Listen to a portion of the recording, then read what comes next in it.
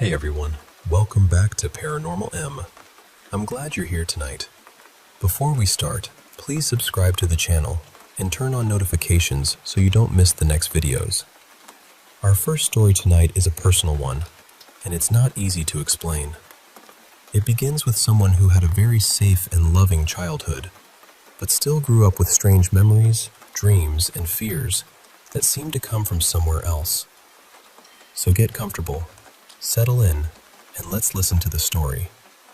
I hope you enjoy the video, and I hope you sleep well tonight.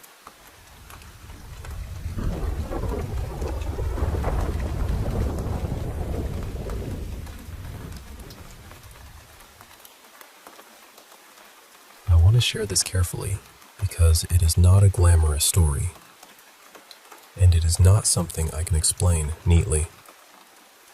The first thing I need to say is that I had a beautiful childhood, truly. I was loved, protected, and surrounded by care. My parents created such a safe world for my brother and me that even when there was bombing in our country for a few months, I do not have a single direct memory of fear from that time. They somehow shielded us from it. We were also not exposed to adult content or harmful media as children. Nothing like that.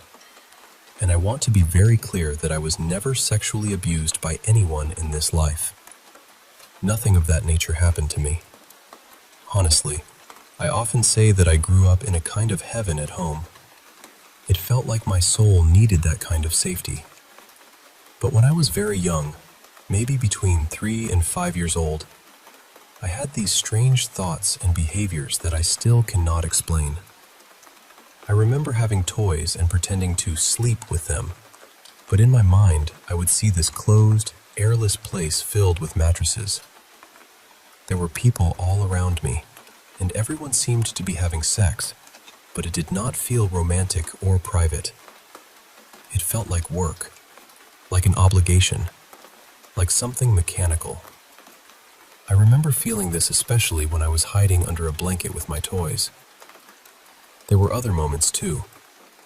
At that age, I would pull my underwear into a thong shape, grab a little toy serving tray from my play kitchen, and run around the room yelling, "Whoo, striptease!" I would laugh wildly while doing it. The strangest part is that I said it in English. My native language is not English, and at that age, I did not know English at all. My parents saw it happen more than once. They laughed because I was being silly, but they were also confused. They kept asking, "Where did you learn that word?" They even took a few photos during one of those moments, though not with the tray. Years later, maybe 25 years later, strange connections started appearing through online work. I began working with a woman who lived on the other side of the world. She was very interested in past lives and tantric healing. One day, she told me she believed she had seen me in a past life. She said she had been a sex worker and that we had been in the same brothel together. Not long after that, my partner had a past life regression.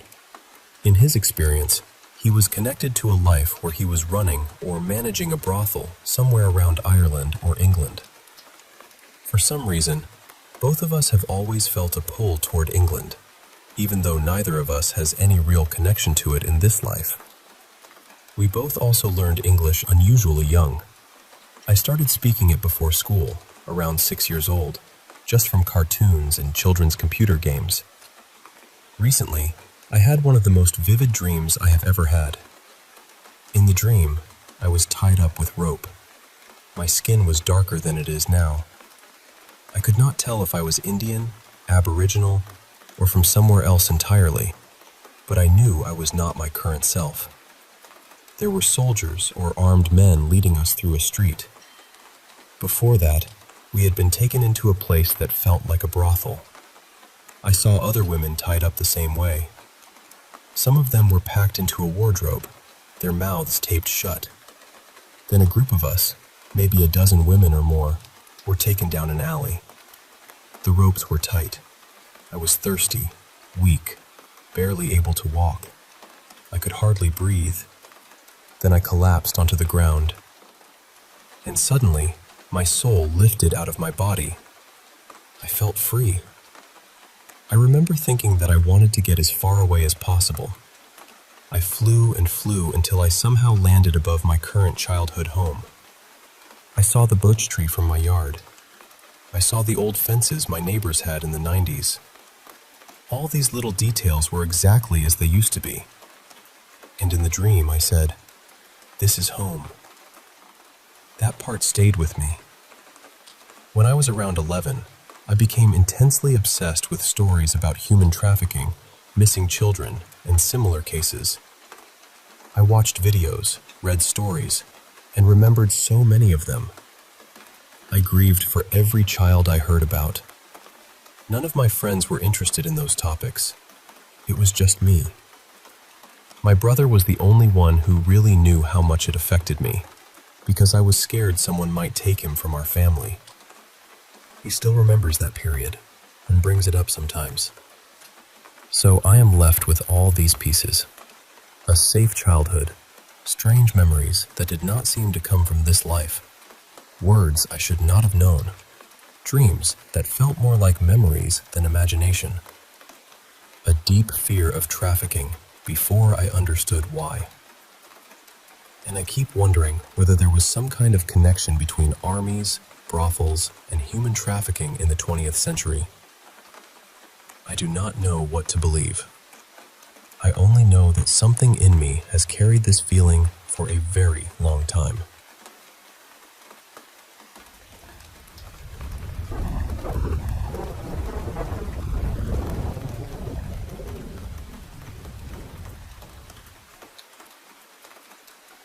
I'll try to keep this simple, though it never feels simple when I tell it.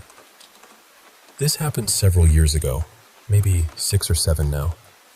I was in my early 60s, asleep on my back, when I woke up to something sitting on top of me. It was shaped almost like a person, but not quite. If it had been standing, I'd guess it was maybe 3 feet tall, maybe a little more. It had this dull gray skin, and the part I remember most clearly was the eyes. They were yellow, with pupils like thin vertical slits. And then it said, very plainly, "I could kill you right now." I didn't scream. I didn't panic. I wasn't even afraid, which still feels strange to say. I just looked at it and asked, "Why?" Not "please don't," not "what are you?" Just, "Why?" As in, why would you even want to? Then it moved its arm toward my stomach, almost like it was reaching inside me, and made this pulling motion. After that, it was gone. A few hours later, I woke up in terrible pain. Real pain. The kind that makes your whole body go cold. It turned out I was passing a kidney stone for the first time in my life. That part has always stayed with me, the timing of it. The way it reached into my abdomen. The way I woke up later feeling like something inside me had been yanked loose. Around that same period, I had been waking up sometimes and seeing children near my side of the bed, usually close to the curtains by the sliding glass doors. They weren't always frightening. In fact, before the little gray thing, I had been open to the experiences. Curious, even. One night, I realized I was lucid dreaming. It felt like watching an old film. I remember seeing what looked like a very rural kitchen wall, and my view was drifting slowly from right to left. There were 2 older people there, grandparent age, and then a young blonde boy near the side of the bed. He was low at first, then he stood up, though I only saw him from about the waist up. I asked him his name, and he told me. I remember it started with a K sound and was unusual. Something like Callan or Kale, but I lost it when I woke up. I tried hard to hold on to it, but it slipped away. After the thing with the yellow eyes, I told my wife everything. We've been together more than 30 years. We never had children, by choice, and neither of us regrets that. She grew up Catholic, though she isn't active now, and she has Italian heritage. When I told her what had been happening, she said I should tell them clearly that they were not welcome. So I did. And after that, the visits stopped. Not long after, my wife and I drove a couple of hours to see my mother and stepfather. I told them what had been going on because strange things like this have happened in my family before, to my mother, a couple of my siblings, and me. My mother asked whether we had brought anything old or unusual into the house recently, and we had. We'd bought an old wooden nightstand from an antique shop. It had a little drawer that I could never get open, no matter what I tried. And it had a smell to it. I don't know how to say this gently, but it smelled like age and sickness, like an old house where someone had been near the end of life. Maybe that sounds odd, but it was very distinct to me. My mother told me that sometimes things we bring into our homes can carry something with them, or open a kind of doorway. She said we should get rid of it. So we did. More recently, my wife told me something she had kept to herself for a while. She said she had seen a shadowy male figure standing near her side of the bed. I could tell she was shaken by it, and I think part of her worried it was some kind of bad sign. She has Huntington's chorea, so fear already has enough room to breathe in our house. I asked her, "Did it look like he was wearing a hat?" She answered right away, "Yes." So I told her, "You're okay. Don't be afraid. That's something people call the Hat Man." Then I took out my phone and searched it for her. Within seconds, I was showing her that other people had described the same thing. And somehow, just knowing it had a name made her feel calmer. I don't pretend to have all the answers. I only know what happened, what I saw, and how it felt. And the strangest part, even after all this time, is still my own reaction. Something looked at me and said it could kill me, and all I wanted to know was, why?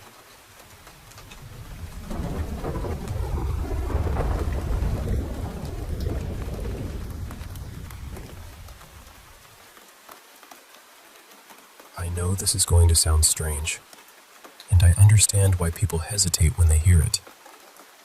But I'm going to tell it as plainly as I can. I believe a person can be pulled out of their body through something that feels like a dream. That's what happened to me in my old apartment. Before me, the last person who lived there was my landlord's great-aunt, Mira. She had fallen into a coma, and later, in that same apartment, I met her. She told me her body had died because she'd been separated from it for too long. At first, I didn't understand what she meant. The place felt like a dream, but not a normal one. It felt contained, locked, almost like a prison. Over time, I learned there used to be an old mill on that land, centuries ago, and the man who ran it was cruel beyond words. The kind of person who treated people like tools and enjoyed their suffering. So when I started sensing what was trapped there, it made a terrible kind of sense. The things holding them there were not human. I started calling them soul eaters because I don't know what else to call them. They looked like lions, but made from pieces of human bodies.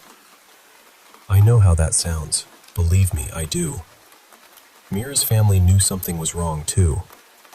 My landlord's daughters were sensitive to things like that, and they would sometimes sense Mira still in the apartment. They had no way of knowing what I had seen, but little by little, pieces of their stories matched mine. Now, this is the part where people usually laugh, so I won't dress it up too much. Somehow, I found a way out. Not just for myself, for others too. I think nearly 100 souls escaped from that place because of it. And after that, my landlord said Mira wasn't there anymore. The last thing Mira told me was that they would come looking for me. And they did. It took about 3 years. Then one day, a message appeared on my phone that said, "Found you." I still have the screenshot. That's the part that keeps me from brushing it all off as just a dream. Because when strangers tell you details they couldn't possibly know, and then something like that happens, it gives you pause. There's more to the story, but I don't always tell it because it makes me sound like I'm trying to be some kind of hero. I'm not. I was terrified. I just refused to give in. And I'll say this, in that place, willpower matters. It's almost like currency. If something tried to pull you out of your body and you fought to stay, then you're stronger than you think. I don't believe a camera would catch much. Spirits seem to know when they're being watched. The darker ones stop because they don't want to be seen. The kinder ones, though, can be playful. I once saw a video where a picture frame fell in the background while someone was reacting to a scary movie, and honestly, it felt more funny than frightening. Like something saw the perfect moment and thought, why not? And yes, it could have been a cat. Animal spirits exist too. I know that sounds impossible, but years after one of my ferrets died, I saw her napping in my room. I reached down and picked her up. For 1 second, I felt her weight. I felt her fur. It was her. Then she was gone. But she was there. I know what I felt. So when you say something sat on your bed, or you felt a presence after that awful dream, I don't automatically think it was there to harm you. It may have been a guardian, something sent to protect you, something letting you feel it just enough so you'd know you weren't alone. There are good spirits out there. I believe that. I've had some around me for years now. They wake me up when I sleep through alarms. They even help in small ways sometimes. Once, one of my ferrets was hiding, and I couldn't find her anywhere. That whole night, things kept shifting around me.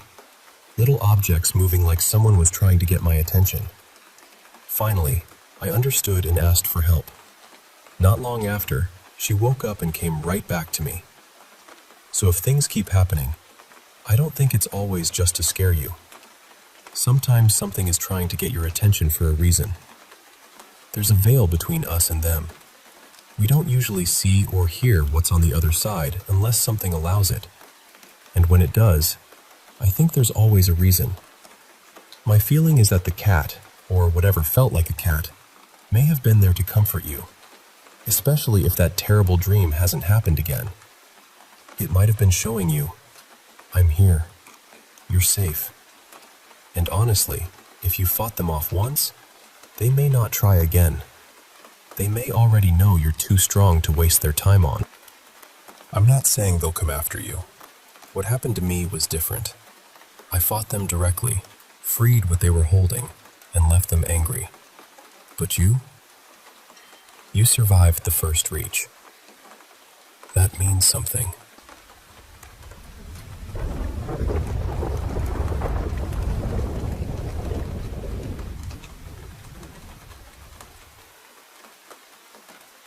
You know, I want to tell you a story that starts in the early 1950s in a city bustling with post-war life, Hamburg, Germany. Picture this, a young stonemason named Harold Albrecht, a hard-working man with calloused hands and a steady gaze, crosses paths with an enigmatic old man named Georg. Now, Georg wasn't just any man. He was the leader of a small, fervent religious group called the Lorber Society. Rooted deeply in Christianity, but their beliefs? Oh, they were far from the ordinary. While most Christians practice self-denial to seek favor with God, the Lorber Society took it to an almost unbearable extreme. They denied themselves so aggressively that their lives were consumed by ceaseless prayer. 24 hours a day, 7 days a week. Imagine that kind of devotion. And here's the chilling part. They believed anyone outside their fold was inherently evil. When Harold met Georg, he was immediately drawn in. Georg's charisma was magnetic, his voice steady, his eyes filled with conviction that could sweep you off your feet. And Georg saw something in Harold too, a spark that made them instant friends. This friendship wasn't just casual. It led Harold and his wife, Draga, to join the Lorber Society wholeheartedly. They embraced this intense lifestyle, surrendering to Georg's every word with unquestioning obedience. A few days into their commitment, Georg fell ill, gravely so. Harold visited him during those final moments, sitting by his bedside as Georg's breaths grew shallow. When Harold returned home, he shared with Draga that Georg had revealed a secret. Harold was to be the next leader of the Lorber Society. Draga and the rest of the members accepted this without hesitation. And when Georg passed away, Harold stepped into his role seamlessly, commanding the same reverence his predecessor had enjoyed. As leader, Harold nurtured a belief among the members that a new prophet of God would soon return to Earth. He insisted that he alone would recognize this prophet immediately, and that they must obey everything this figure commanded, for it was God's will. Then, in 1953, Harold and Draga welcomed their second child, a boy they named Franz. No sooner had Franz arrived than Harold declared him the prophesied one, the awaited prophet. The society embraced this revelation wholeheartedly. Growing up, Franz was enveloped in unwavering worship. The members of the Lorber Society, including his own family, praised and revered him around the clock. It's no wonder, then, that by the time Franz was in grade school, he truly believed he was the prophet of God. This belief gave him an unsettling authority. He wielded it to dominate his family, especially his three sisters and his mother. Yet no one dared challenge him. After all, he was the prophet. Fast forward to Franz's 16th year. Like any teenager, he felt the stirrings of desire, but trapped within the society's belief system that anyone outside was evil, Franz devised a disturbing solution. To avoid polluting himself with the outside world, he approached his father with a shocking request. He wished to satisfy his urges with the women in their own household. Harold didn't reject this. Instead, he encouraged it. Even more harrowing, the women in the family accepted this twisted arrangement, convinced that pleasing Franz was the same as pleasing God. This grotesque reality couldn't stay hidden forever. One of Franz's sisters confided in a school friend about the jealousy and pain she felt witnessing these acts. Rumors spread like wildfire, eventually reaching the police. Meanwhile, the Lorber Society itself recoiled from the Alexanders, condemning the incestuous acts. Facing isolation and suspicion, Harold and his family fled Hamburg, seeking refuge in Santa Cruz, a lively city nestled in Spain's Canary Islands.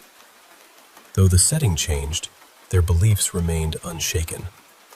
In a small, cramped apartment amid the city's bustle, they continued their relentless worship of Franz.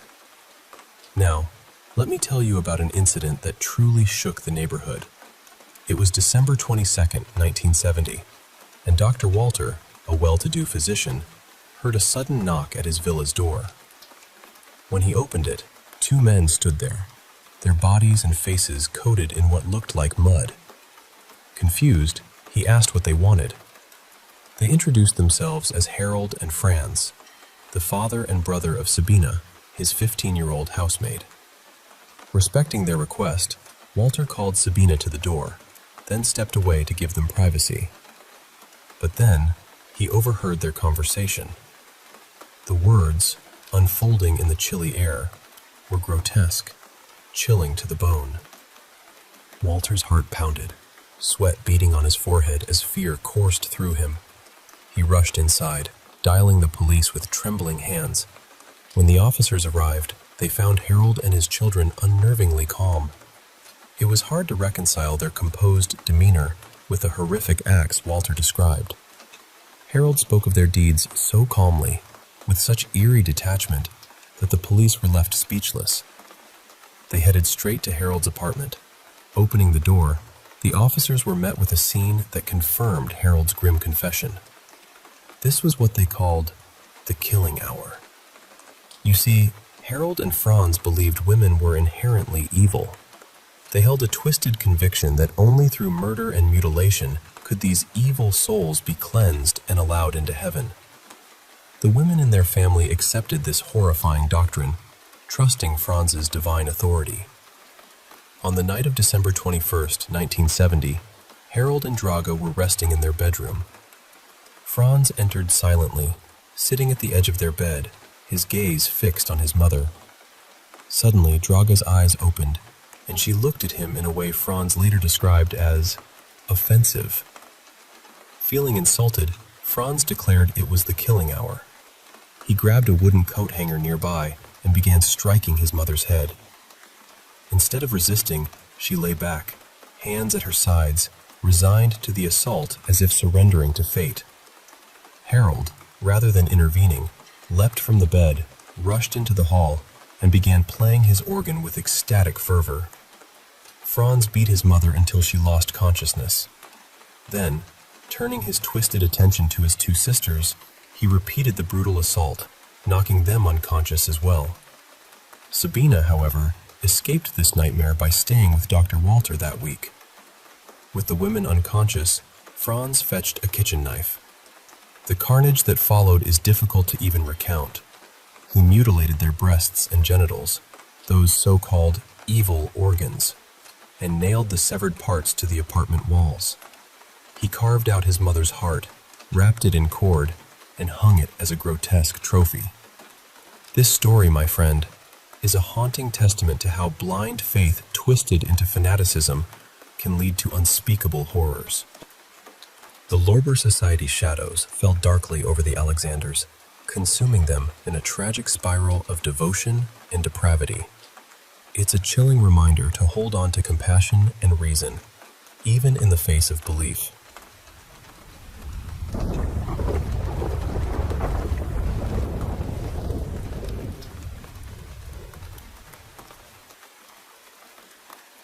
Hey, can I tell you something? Something pretty intense that happened to me a while back. It's about love, obsession, and, well, something darker. I want you to really feel this story, like I'm sitting right across from you, just sharing my experience, raw and unfiltered. So, have you ever been so utterly in love with someone that your whole world narrows down to just them? Like, every second you're apart feels like an eternity, and all you can do is count down the minutes until you're together again. Maybe you've been there, or maybe you haven't. I've had my share of relationships, some messy, some painful, some just confusing. There were those who liked to play games, others who hurt me, some who were dramatic beyond belief. And then there were the few who were just good people, calm, kind. But I was too broken inside to really love them back. And then there was Millie. Or, well, Millicent, but everyone called her Millie. She was something else. She seemed too perfect, too unreal to be true. I'd been working for a few years by then, got my architecture degree from Cloud State, go Huskies, and landed a job in a small town called Tomskog, Minnesota. Nice place, small community, cheap apartments, everything a new grad needs. One day, my little brother graduated from Minnesota State, and he threw this huge party. He studied law, right? So he had this crew of soon-to-be lawyers looking to let loose after the brutal bar exam. They rented out 4 apartments on the same floor, all open to anyone invited. It was a wild, frat-style bash straight out of a movie, and honestly, some of the people there were aiming for big things. Like, one guy swore he'd be on the Supreme Court someday. 10 minutes later, he was doing keg stands. It was legendary. That's the night I met Millie. If I had to rate myself, maybe I'm a solid 6, but Millie? She was an 11. I couldn't help but stare. She had this short, messy blonde hair, was wearing a Cannibal Corpse t-shirt, a little unexpected, right? And jeans that looked like she'd just thrown them on to get out of the house. Honestly, she could have been wearing a plastic bag and I wouldn't have cared. Her almond-shaped face was so unique, so captivating. No piercings, no earrings, not a speck of makeup. Just natural, glowing beauty. She moved through the room like she owned it, chatting with everyone, laughing, and suddenly a beer was in her hand, like magic. An hour flew by before I even realized it. Then I found myself standing beside her in the hallway. The music pounding inside was muffled. All I could hear was my own heartbeat, loud and frantic. It was like nothing I'd ever felt before. Real love at first sight. She turned to me with that smile, wide and warm, and said, "You don't look like a lawyer. Are you here as a +1?" I told her I was there with my brother. She laughed and said, "Is he the one doing fisherman shots and chatting up Kate in the kitchen?" "Allegedly," I said, and yep, he was right on his 7th shot by then. Millie was pure delight. Seeing that smile up close broke any awkwardness I felt. I felt like I could tell her anything, and somehow, we ended up talking for hours. I was completely hooked. By the end of the night, we were making out in the back seat of my car like teenagers stumbling through their first love. I won't lie, I got obsessed. I texted her every day, but she always seemed so busy. She hadn't graduated yet, working on a master's in applied statistics. Funny, right? She didn't seem like the type to spend hours with numbers, but Millie was a mystery wrapped in an enigma. We started dating seriously, mostly low-key dates, dinner, movies, nothing extravagant. But every night ended the same way, heavy makeout sessions, sometimes more. She loved hanging out at my place, even if she teased me about my sandalwood-scented candles. Hey, I like what I like. But then, things started going wrong. I'd never been sick much before, but suddenly, I started getting ulcers all over. I was dropping weight fast. I've always been kind of thin, so losing even more was scary. Some days, I could barely get out of bed. I remember one evening, sitting with a plate of spaghetti in front of me, trying to force myself to eat. But the pain was unbearable. Pasta was my favorite, but that night, it looked like I'd opened a can of worms. Whenever I told Millie, she'd come over immediately. She'd take care of me for days, cooking, cleaning, making the bed. She even brought this yogurt that tasted like heaven and made me feel human again, if only for a little while. We'd cuddle on the couch, binge watch Friends, and of course, there was plenty of making out. That never stopped. But things only got worse. Eventually, I had to be hospitalized. I couldn't keep food down. My parents came to see me, but all I could think about was Millie. How worried she must have been. Funny thing, she never came to visit, not even once, despite my texts. The doctor told me I had a serious vitamin B deficiency and gave me a strict diet and a bunch of pills. He said I'd be back on my feet in a few days. He also warned me about smoking, emphysema and all that. But when I told him I didn't smoke, he just shook his head like he didn't believe me. I was prescribed painkillers, and that was that. When I was finally discharged, I met Millie in the parking lot. She seemed surprised to see my brother there, and they met for the first time. Awkwardly, just a quick, "Hey." That was it. Later that night, I called my brother.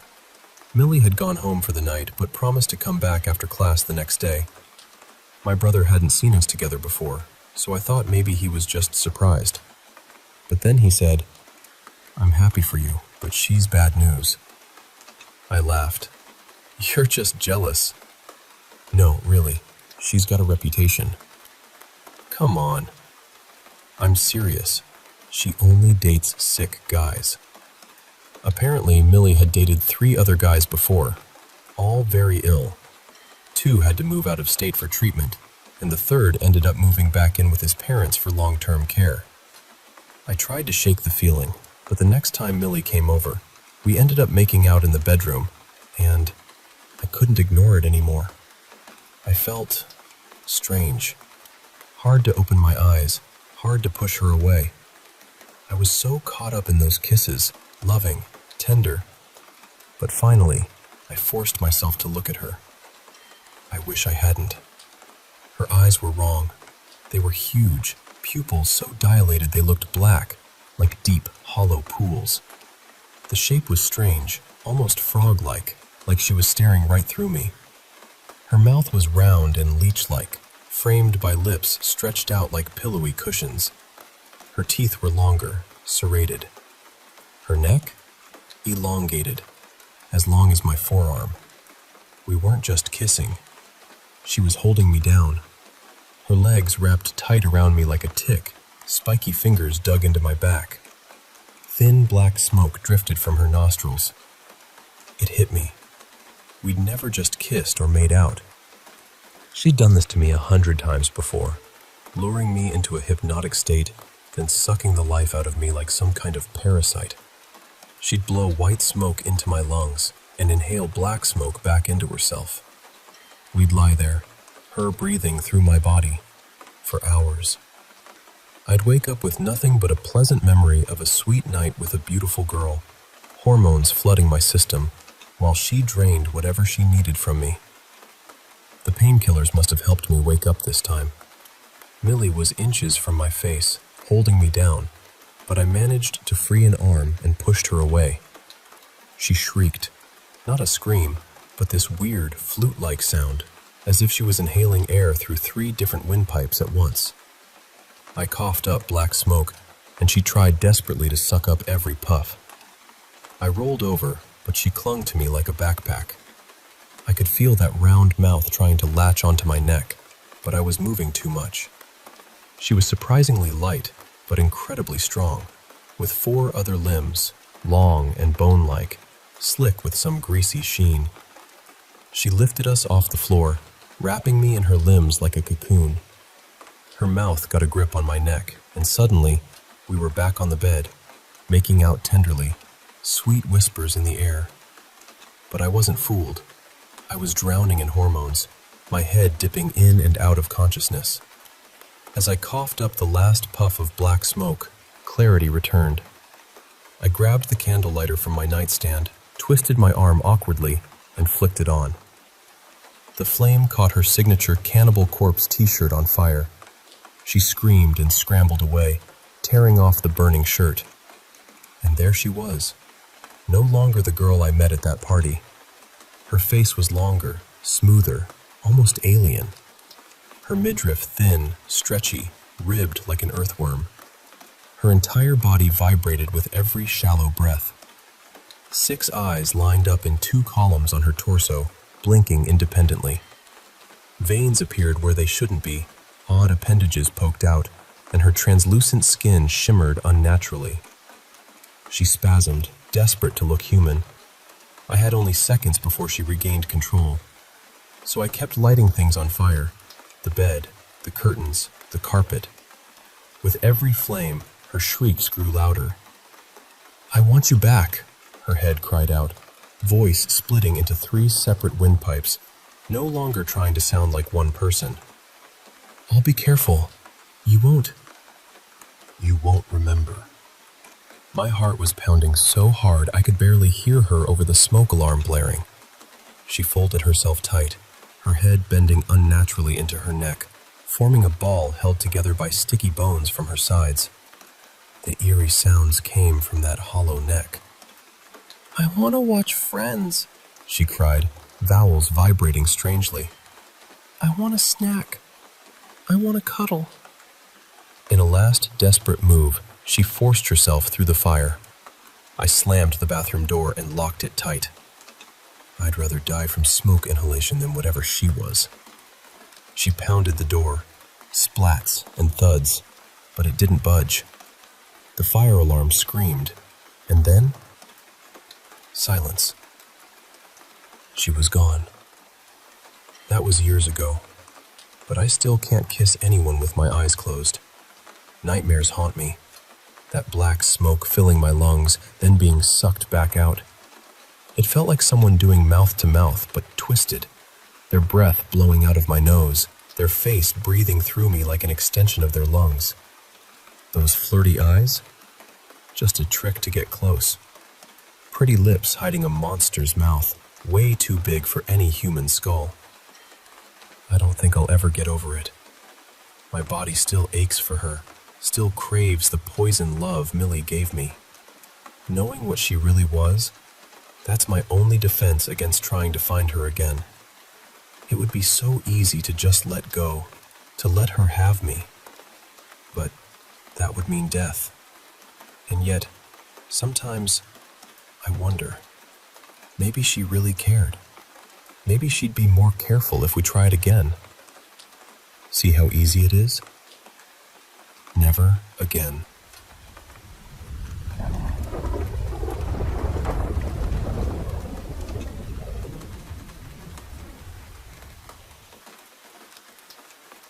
I came across these photos after my brother-in-law Elliot passed away. It was after his funeral, when I went over to his girlfriend's house. Everyone was still raw and quiet in that strange way people get after a loss, where the room feels full, but nobody really knows what to say. While we were there, they had a big stack of printed pictures from his last few months. Hospital photos, family photos, little pieces of time that suddenly felt heavier than they probably did when they were taken. And then, there were these. From what I understand, the photos were taken by his girlfriend's mother. I believe she works in the medical field, or at least has some kind of medical background. So my best guess is that she was documenting the hospital equipment. Maybe for records, maybe for legal reasons. I honestly don't know. I realize it sounds strange for someone to take pictures of what looks like an empty hospital room, unless they were trying to catch something paranormal. And I could be wrong about her reason. Maybe she was just unsettled. Maybe she was curious. Maybe she really was trying to see if anything unusual showed up. I don't want to pretend I know more than I do. I didn't take these pictures. I'm only sharing what was shown to me. And just to be clear, my feelings won't be hurt if people think they're fake, or explainable, or nothing at all. I believe there's something very strange about them, but that doesn't magically make them real. I'm very open to being wrong. I've had plenty of practice at that, unfortunately. Elliot passed away in April.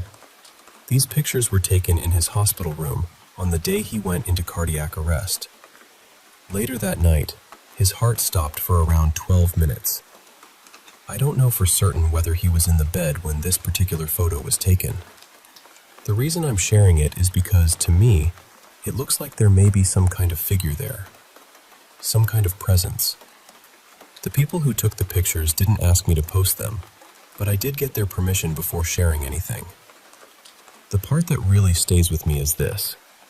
There were 6 photos taken almost instantly, like burst mode on a phone camera. I was told the camera captured all 6 within about a second. 5 of the 6 show nothing unusual. A strange shadow appears in the middle of the sequence, maybe the 3rd image. That's what makes it so hard for me to dismiss. If it was just a person walking past, they would have had to move through the frame incredibly fast, almost within a fraction of a second. I know that's not impossible, but it feels odd. I assume the pictures were taken on a cell phone, but I don't know that for sure. I know some people will notice what looks like writing or a design on the shirt shape. I completely understand why that makes it feel less believable. I noticed it too. But then I keep thinking about how, in older spirit photos, people claim to see clothing all the time. Dresses, suits, robes, uniforms, veils, clothing from whatever era the person supposedly belonged to. So I don't know. Maybe that detail disproves it. Or maybe, if something can appear at all, it can appear with clothes, even modern clothes. A printed shirt doesn't automatically close the door for me. And the reason I haven't pressed the family for more details yet is simple. They're grieving. His funeral was only recently, even though he passed 2 months before that. He was cremated, and the delay made everything feel stretched out and unresolved. He was deeply loved. I don't want to push people who are still trying to breathe through the loss. I originally shared this somewhere else, but I don't think I explained it well the first time. I didn't give enough context, and people immediately got angry. Some said it was obviously a hoax. Some said it was just someone walking by. A few people seemed genuinely furious, which surprised me. I ended up taking it down because I didn't want something tied to Elliot's final days to become a fight. For me, though, this photo still feels important. I'm usually the first person to look for flaws in ghost pictures. Reflections, shadows, motion blur. someone standing in the background, anything ordinary that could explain it. I try to find the normal answer first, but this one keeps bothering me. So if you see something that makes it obvious, tell me. Truly. I didn't take the picture, and I'm not trying to defend it like it belongs to me. I just think there's a real possibility that something unusual was captured here, and I wanted to share it again with the full story around it.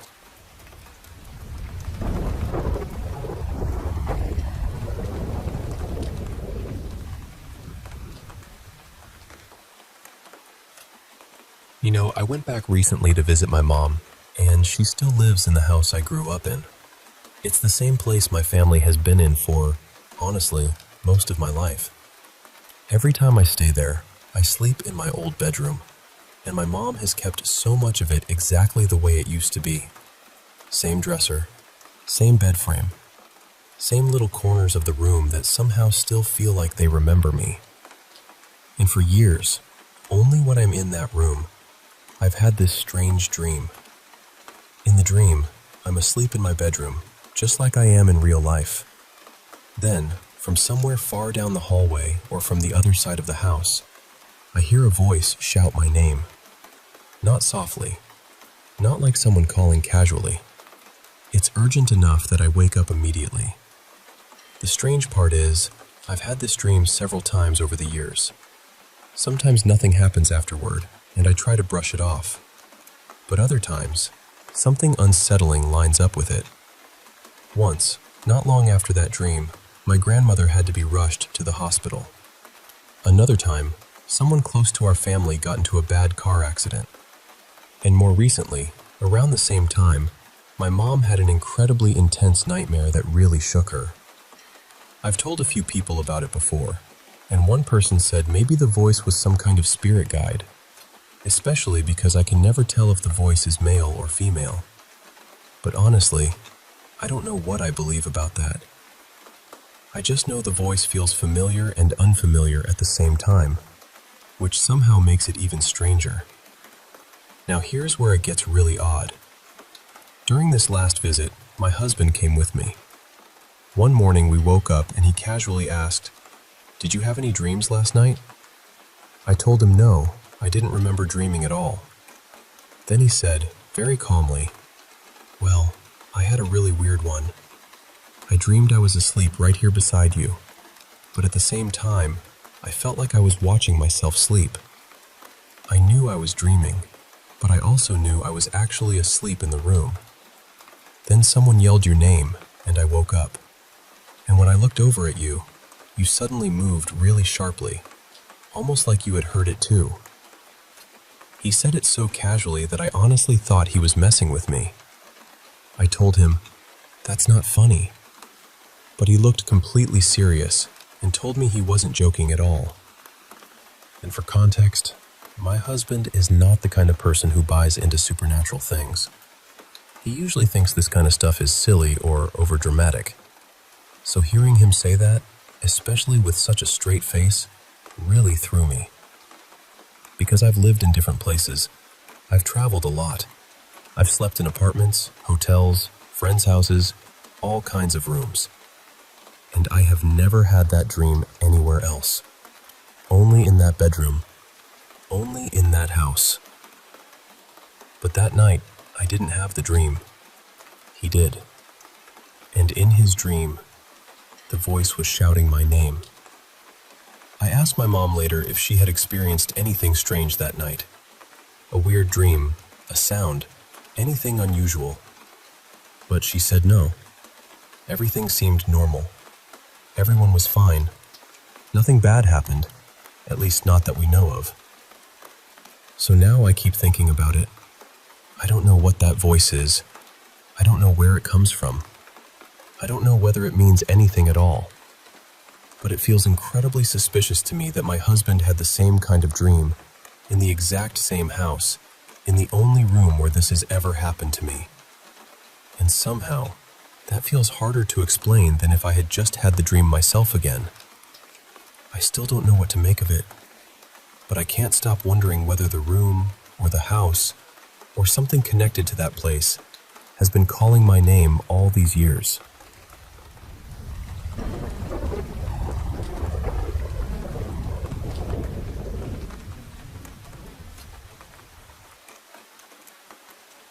I had just finished my pre-med prep, and honestly, I thought the exams were going to be the thing that pushed me over the edge.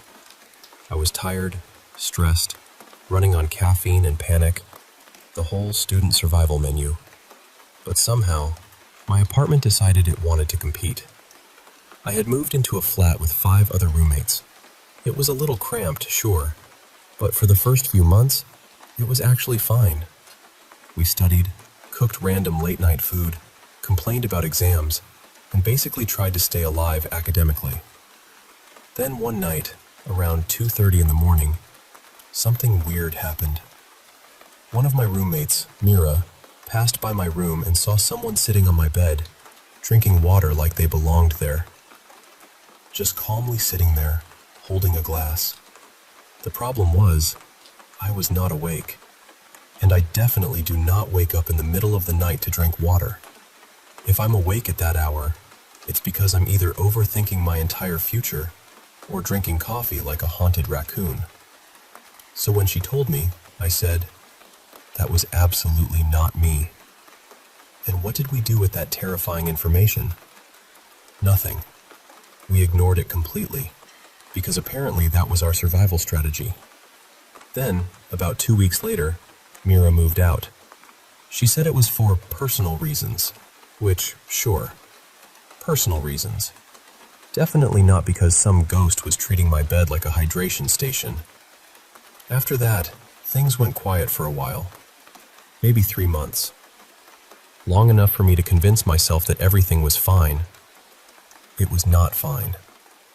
One afternoon in March, all my roommates were sitting downstairs in the lobby, and I went back into the flat alone to grab something from my room. The moment I stepped inside, I heard 3 loud knocks coming from the dark corner of my bedroom.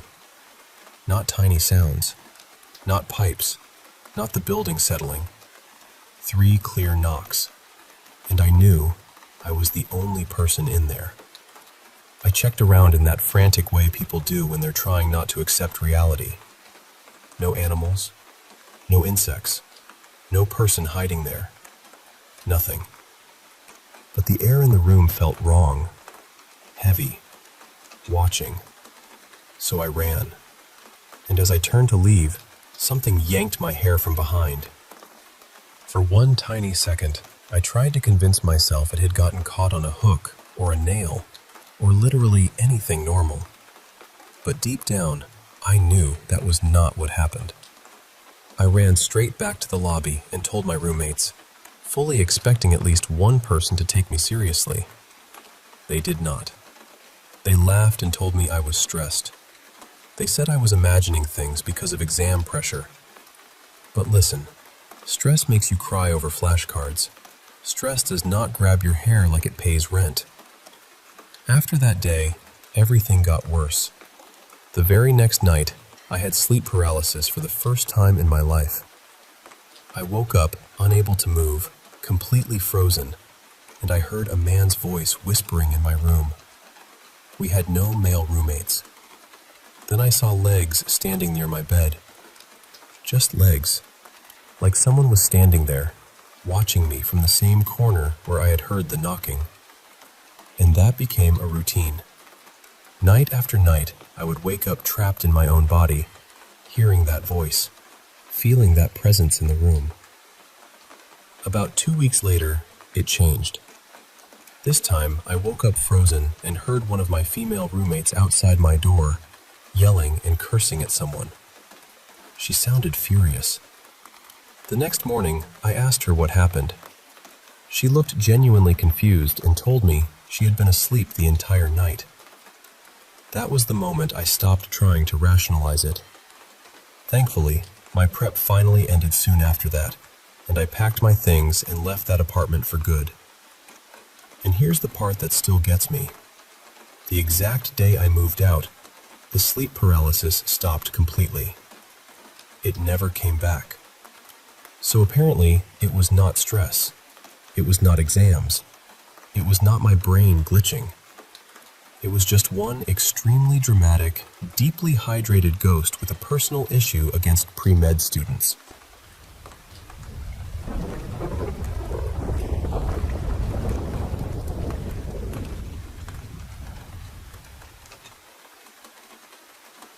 Hey, I want to tell you about something that happened to me. Something that's been haunting me for a while now. I've been a private contractor for years, working with wood. My granddad was the one who taught me the craft. My grandma used to joke that I could use a dowel before I could even say a word. Maybe that's a little exaggerated, but the truth is, I've always loved working with my hands, shaping wood into something real. That love has given me so much. A family, a cozy home, a steady job, and, yeah, even a '69 Dodge Charger that I adore. Life was good.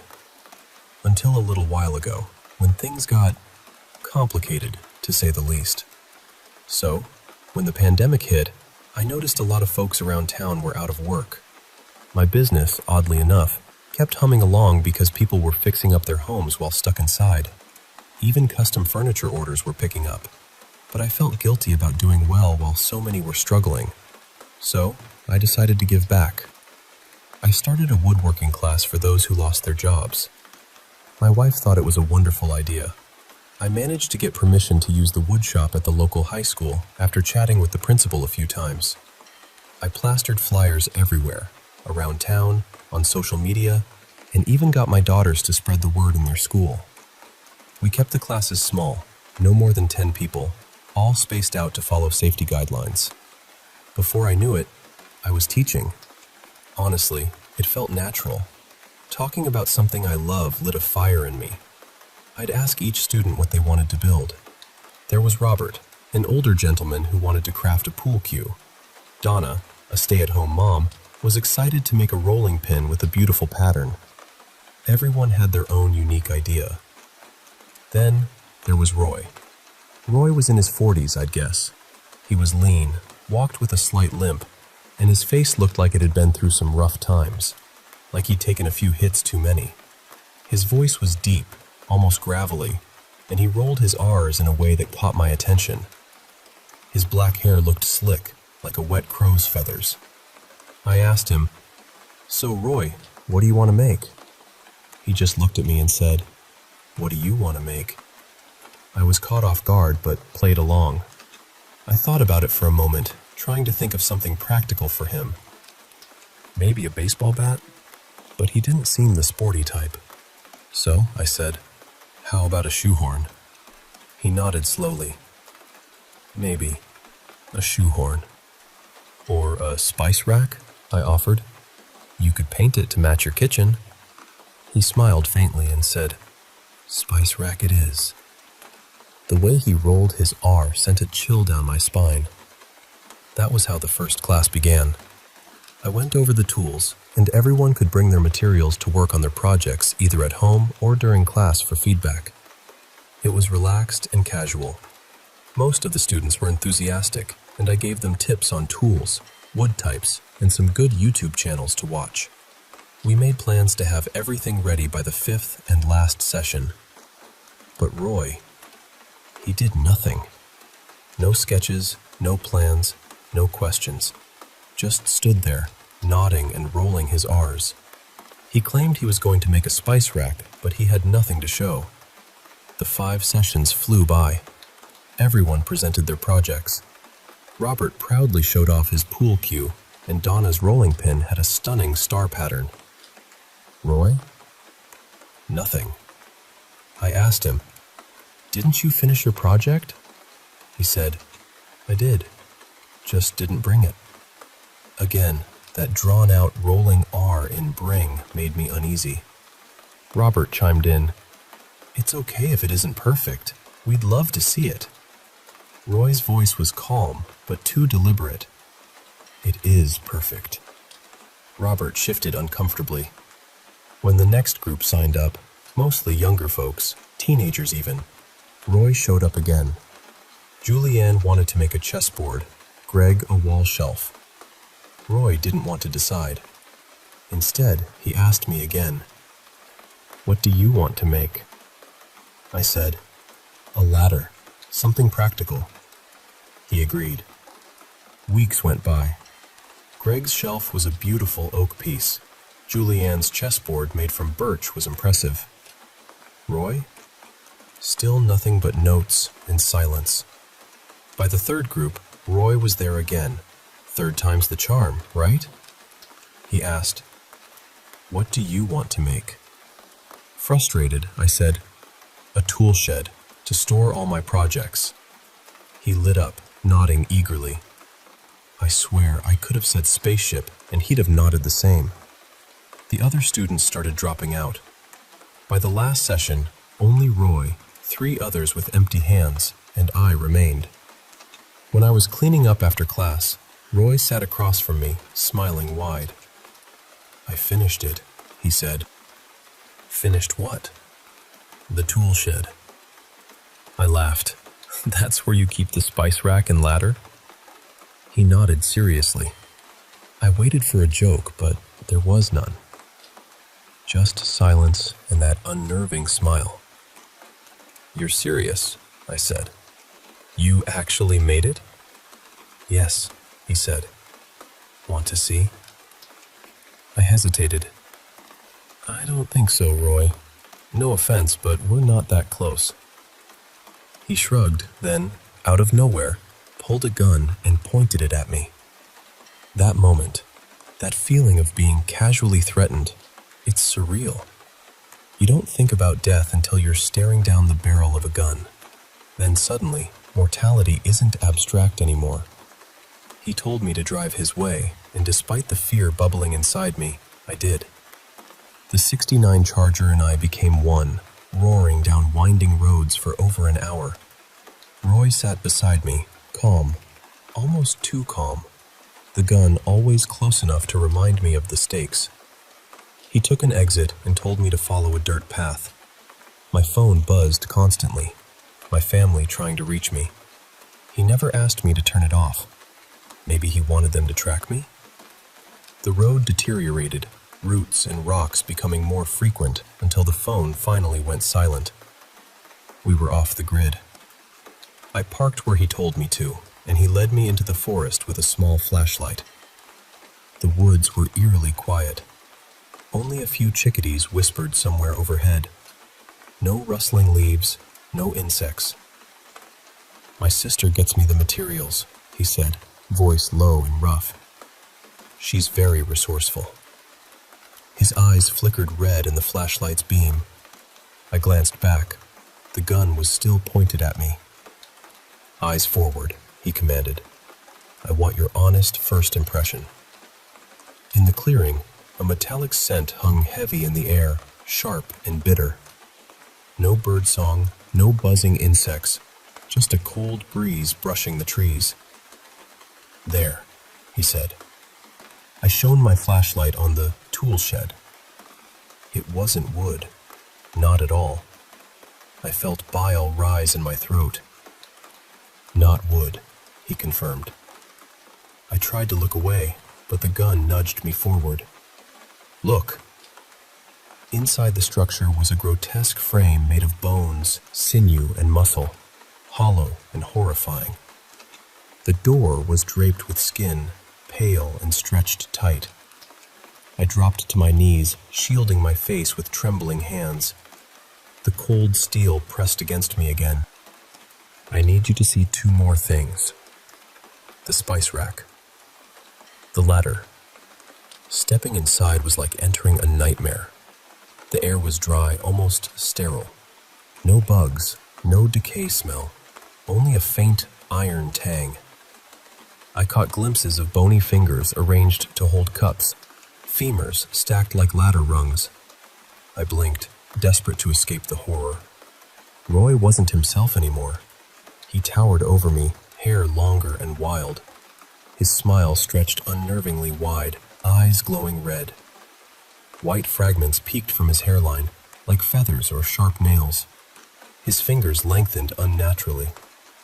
"You're useless," he growled, rolling his tongue. This was a mistake. I scrambled for words. "The shoehorn!" He raised an eyebrow. "What shoehorn?" The first day, I said a shoehorn or a spice rack. Did you ever make the shoehorn? I could. Then show me. In a flash, he grabbed my arm, shoved me to the ground, and possessed his knee into my back. I felt my arm twisting painfully. He was going to use my shoulder blade to make a shoehorn.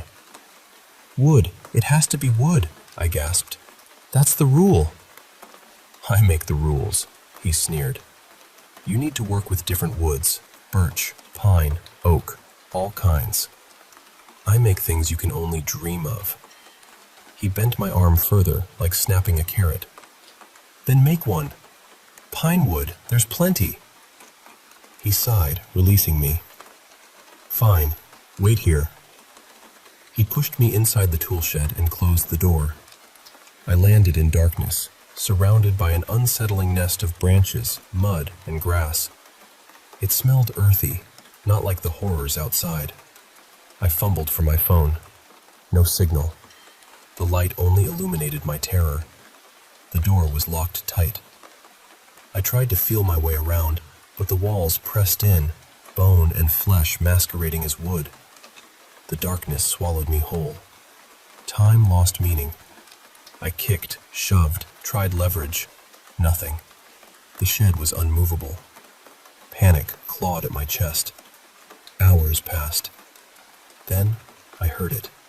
Small, careful footsteps outside. Hello? Anyone there? I called, voice dry. A boy's voice answered. Hand? A kid, no older than 10 or 13, stood at the door. Same dark hair as Roy, same pale skin and red eyes. He dragged a blue plastic garbage bag behind him. And then? He asked again. I tried to coax him. If you open this, we can leave. Ice cream? Pizza? Anything you want. And then? His tone was mocking, infuriating. Suddenly the door creaked open. He stepped inside, closed the door behind him. I couldn't leave him there. Tried to pick him up, but he recoiled. And then? We have to go, I whispered desperately. And then? He said it like a command. I ran. Back to the car, heart pounding, keys in hand. The Charger roared to life, and we tore through the woods, ignoring roots, rocks, anything in our way. I had to get out. On the main road, I floored it, willing the Charger to fly faster than fear. I was pulled over by a highway patrol officer who saw the shock in my eyes. I told him about the kidnapping, but trying to explain what I saw only earned me a skeptical look. Maybe he thought I was crazy. He barely took my statement. I shut down the woodworking class after that. I'm seeing a therapist now, dealing with nightmares, anxiety, and the constant need to keep the lights on. The memories haunt me, especially that boy. I can't shake the feeling he wasn't there to save me, but to put away his little plastic bag. No murders matching what I saw have been reported nearby, so Roy must have gotten his materials from somewhere else. Wherever that is, it's still out there. Roy is still out there. And well, the strangest part? A few weeks ago, I got a package in the mail from Roy. Inside was a shoehorn, perfectly crafted from solid pine. Just like he promised.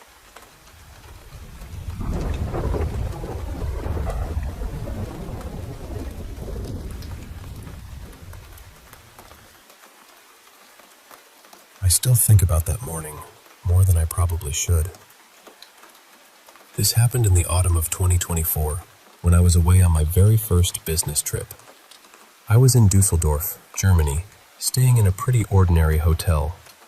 Nothing luxurious, nothing strange about it at first. Just a clean little room, a bed, a desk, heavy curtains by the window, and a bathroom near the entrance. That night, I barely slept. The mattress was stiff, the pillows felt wrong, and honestly, I was nervous. I had meetings the next day, and because it was my first work trip, my mind just wouldn't settle down. I kept checking my phone, putting it down, picking it back up again. You know those nights where your body is tired, but your brain keeps pacing around like it forgot how to be quiet? That was me. Sometime around 7:30 in the morning, I was lying on the right side of the bed, facing the curtains. The room wasn't dark anymore. It had that dull gray morning light coming through, just enough to see shapes clearly. I had finally put my phone aside and was trying to squeeze in even 20 minutes of sleep before I had to get ready. And then, I heard the bathroom door open. I was completely awake. I want to make that clear. This wasn't one of those moments where I had just drifted off and dreamed something. I heard it. The handle moved, the door creaked, and it opened slowly. At first, I thought maybe housekeeping had come in, but then I remembered I had definitely put the "Do Not Disturb" sign on the door. I was sure of it. And that's when my whole body locked up. I couldn't turn around. I couldn't sit up. I couldn't even blink properly. My eyes were wide open, still fixed toward the curtains, and I felt this horrible pressure over me, like the air in the room had suddenly become heavy. Then I saw something move into my line of sight. It was a black figure. Not just dark clothing or a shadow in the corner. I mean, pitch black, darker than anything else in that room. It moved slowly, almost floating, from the bathroom area toward the far corner. It looked like a woman, or at least it had the shape of one. She wasn't very tall, maybe around 5.5 feet, and she had long, curly black hair that fell all the way down near her hips. Then she started whispering. It was fast, too fast to understand. Like several voices tangled together under someone's breath. I couldn't make out a single word, but I could hear it clearly, and the sound made my skin crawl. Her body started twitching in this impossible way. Her shoulders jerked, her head twisted too sharply, and her whole frame shook like something was pulling her from different directions at once. It didn't look human. It didn't move like anything human could move. And I was just lying there, staring at it. Then suddenly, she stopped. No whispering, no twitching, nothing. She just stood completely still. After a few seconds, she began moving again, slowly circling around the foot of the bed toward the left side. I still couldn't move. I remember trying to force my fingers to twitch, trying to make any part of my body respond, but nothing worked. Then she jumped onto the bed. I heard it, and I felt it. The mattress dipped under her weight. That part still bothers me the most, because it wasn't just something I saw. I felt the bed move. She started crawling beside me, slowly, closer. Then her face appeared right in front of mine. It was completely black, except for the eyes. The eye sockets were dark, but the actual eyes were pale, almost white, so I could see exactly where she was looking. Her hair fell forward and brushed against my face, and I could feel it. It was cold and thin, like damp threads across my skin. I wanted to scream, but I couldn't. I couldn't even breathe properly. Then, all at once, she pulled back. She moved so quickly toward the bathroom that it was almost a blur. The bathroom door slammed shut, hard enough that the sound snapped through the room. And the second it slammed, my body released. Just like that, I could move again. I shot out of bed, grabbed my phone, and ran to the bathroom. Of course, nothing was there. No person, no open window, no hiding place. Nothing. I was shaking so badly that I called my brother right away. I didn't even know what I expected him to say. I just needed someone real on the other end of the line. When I told him what happened, he went quiet first, and then he started freaking out too. By then it was a little after 8:30, and I still had to catch my bus for work. So somehow, I got dressed, packed my things, and left that room. I didn't tell my coworkers. I couldn't. I was afraid they'd think I was unstable or making it up. But I know what I saw, and I know what I felt. That bed moved. That hair touched my face. And whatever came out of that bathroom was not supposed to be there.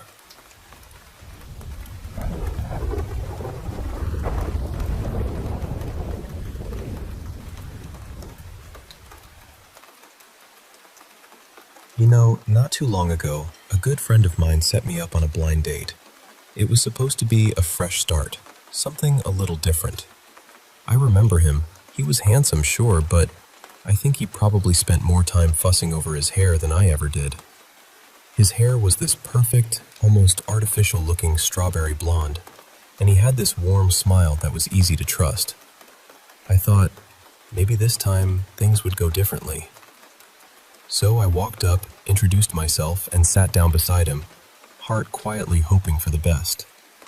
But then he laughed softly, shaking his head, and said, I actually pictured you differently. I blinked, caught off guard. Differently? I echoed.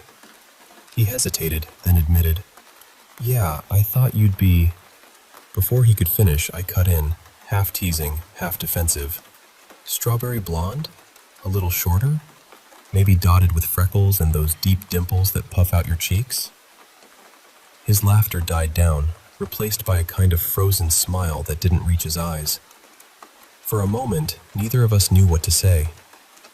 I just stared at him, feeling a sinking sensation in my chest. I'd been here before, this moment where people's memories of me didn't match the reality in front of them. And I wondered, why did I ever think this time would be different? Was that what you pictured? I pressed, voice rising without me even realizing it. I didn't notice I was practically shouting until it was too late. The date ended right there, with me yelling, Is that what you goddamned pictured? And honestly, at that point, I'd already screwed up. So I just leaned into it. Let me back up a bit and explain. This being remembered wrong, misremembered, mistaken for someone else, that's been the story of my life. Even my parents swear I had strawberry blonde hair as a kid, but there's not a single picture to prove it. I've never had freckles or those cheek-puffing dimples. I'm tall, with thick black hair that I inherited from my Italian mom. Those Mediterranean features that don't exactly scream cutesy freckles. Still, every person I meet seems to remember me as this completely different person. Sometimes, when I run into someone I haven't seen in a while, they barely recognize me. One of the most common questions I get is, Did you do something with your hair? And it's frustrating, especially when I have to show my ID and people hesitate, like they're unsure if this tall, black-haired woman is really me. I've tried, believe me. I've dyed my hair blonde, even painted freckles on with makeup pens, but it just looks off, like I'm wearing a costume that doesn't quite fit. The strangest part? Sometimes I trick myself. Some mornings I look in the mirror and don't recognize the reflection staring back at me. It's like waking up from a dream, catching a glimpse of a stranger in the mirror's frame. For a split second, it's unsettling, like a bump in the night. I thought maybe I had some depersonalization disorder. I even talked to a therapist about it. But it's not just me. No one else recognizes me either. And that's when I came to a gut-wrenching conclusion. Maybe I was supposed to be someone else. This feeling has shadowed me for as long as I can remember. Every date, every school photo, every party. Every time someone asks if I've changed my hair or compliments my new makeup, it's like a little jab reminding me that I'm not who they think I am. Maybe you can understand why I might be a little sensitive, why I might have snapped at a blind date.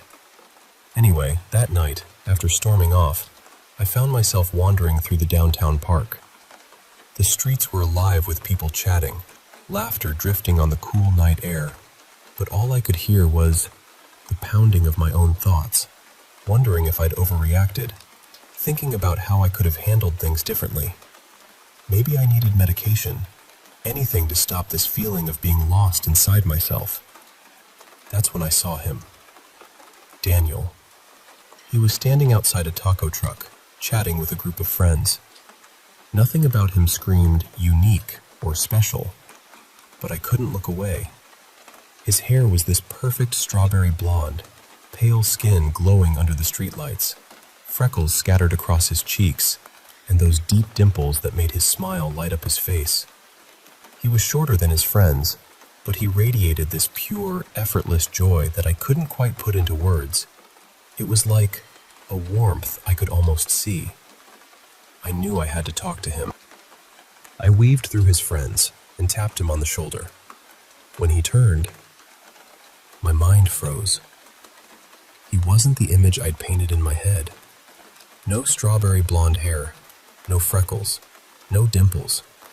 He was Korean, with a kind of unassuming, lumpy look, and his face was as shocked as mine probably was. His friends gawked too, but he looked at me like he knew me, like there was a secret between us. We both laughed, a little awkward, a little relieved. "How did you—" he started. We spoke at the same time, mirroring each other's surprise and confusion. We laughed again, this time lighter, as his friends joined in with, "Jinx! Jinx!" That night, Daniel and I talked for hours. We learned we were born on the exact same day, but had grown up worlds apart. Yet, we shared the same strange curse. People constantly mistaking us for someone else, remembering us wrong. For him, it was even more jarring because the image people had of him didn't match his body at all. Eventually, his friends drifted away, leaving Daniel and me in the quiet park, talking well into the night. We vented about how no one ever really saw us, how this weird, inexplicable thing defined us more than anything else. When we finally parted, we exchanged numbers and promised to keep in touch. And we did. We talked every day over the next few weeks. I couldn't help but picture him as that strawberry blonde guy from my mind, like a puzzle I was trying to solve. It was frustrating but thrilling. Finally, someone else who understood this strange disconnect. Maybe it wasn't just me. Then, the dreams started. I've always been a dreamer. My mind is tactile, so I remember the feel of things before their images. In these dreams, I felt things I'd never felt before. Holding someone's hand that wasn't mine, the breeze blowing through someone else's hair, the taste of someone else's breath mingling with the scent of birch trees. It was like being a passenger in another body, fleeting moments that interrupted my sleep and left me waking in cold sweats, body tense even when my mind was calm. Daniel told me he was experiencing the same. Since we met, these sensations had only intensified. It was like whatever this was had been turned up to 11. So we decided to meet, really meet, and talk about it. We met back at the park near the taco truck where I first saw him. He brought me a milkshake, and at first, I didn't even recognize him. I was still stuck on that strawberry blonde image in my head, not the man sitting in front of me. I shook it off, thinking he probably felt the same way. "We should just go for it," he said suddenly. "Lean into it. See what happens." I looked at him, puzzled. "Like in the dreams," he explained. I stared, trying to connect those words with the man before me. It felt like I could see through him, like the surface was just a mask hiding the true him, the part we both recognized but couldn't touch. Without thinking, we raised our hands and pressed them together. In an instant, I was somewhere else, a sunlit meadow in a birch forest, late spring. Morning dew glistened on blue sunflowers surrounding us. I stood next to someone I trusted deeply, feeling safe. The warmth of a familiar hand in mine, like we'd shared 1,000 moments before. But even in that peace, an uneasy feeling lingered. I blinked and was back on the park bench, staring down at the spilled milkshake on the ground. "Did you see that?" Daniel asked. "Yeah," I breathed. "I did." "I think I know where that was," he said. "I've been there." We climbed into his car and drove away, taking a winding dirt road out of the city toward Frog Lake. Instead of turning back toward the main road, he led me down a smaller path to some old log cabins. We were going off-road, but I didn't mind. I felt safe with him. He knew this place, even though I had no idea how or why I trusted that. The road ended abruptly, and we stepped out. Daniel held my hand as we followed an overgrown path into the forest. The pines gave way to birch trees, and the wind whispered through the leaves, tickling our skin. For a moment, I was back in that spring morning, hand in hand, surrounded by the blue sunflowers, symbols of hope, of things yet to come. We were siblings, pure and unbroken. A feather brushed against my nose, and I snapped back to the present. Where had that come from? I don't even want to know anymore, Daniel sighed. I think we have to, I whispered. I know, he nodded. But still. Yeah, still. Some force had led us here, promised that everything would be all right. Someone had lied, though I didn't know who or why. In the dark birch woods, I saw the faint outlines of sunflowers next to the path.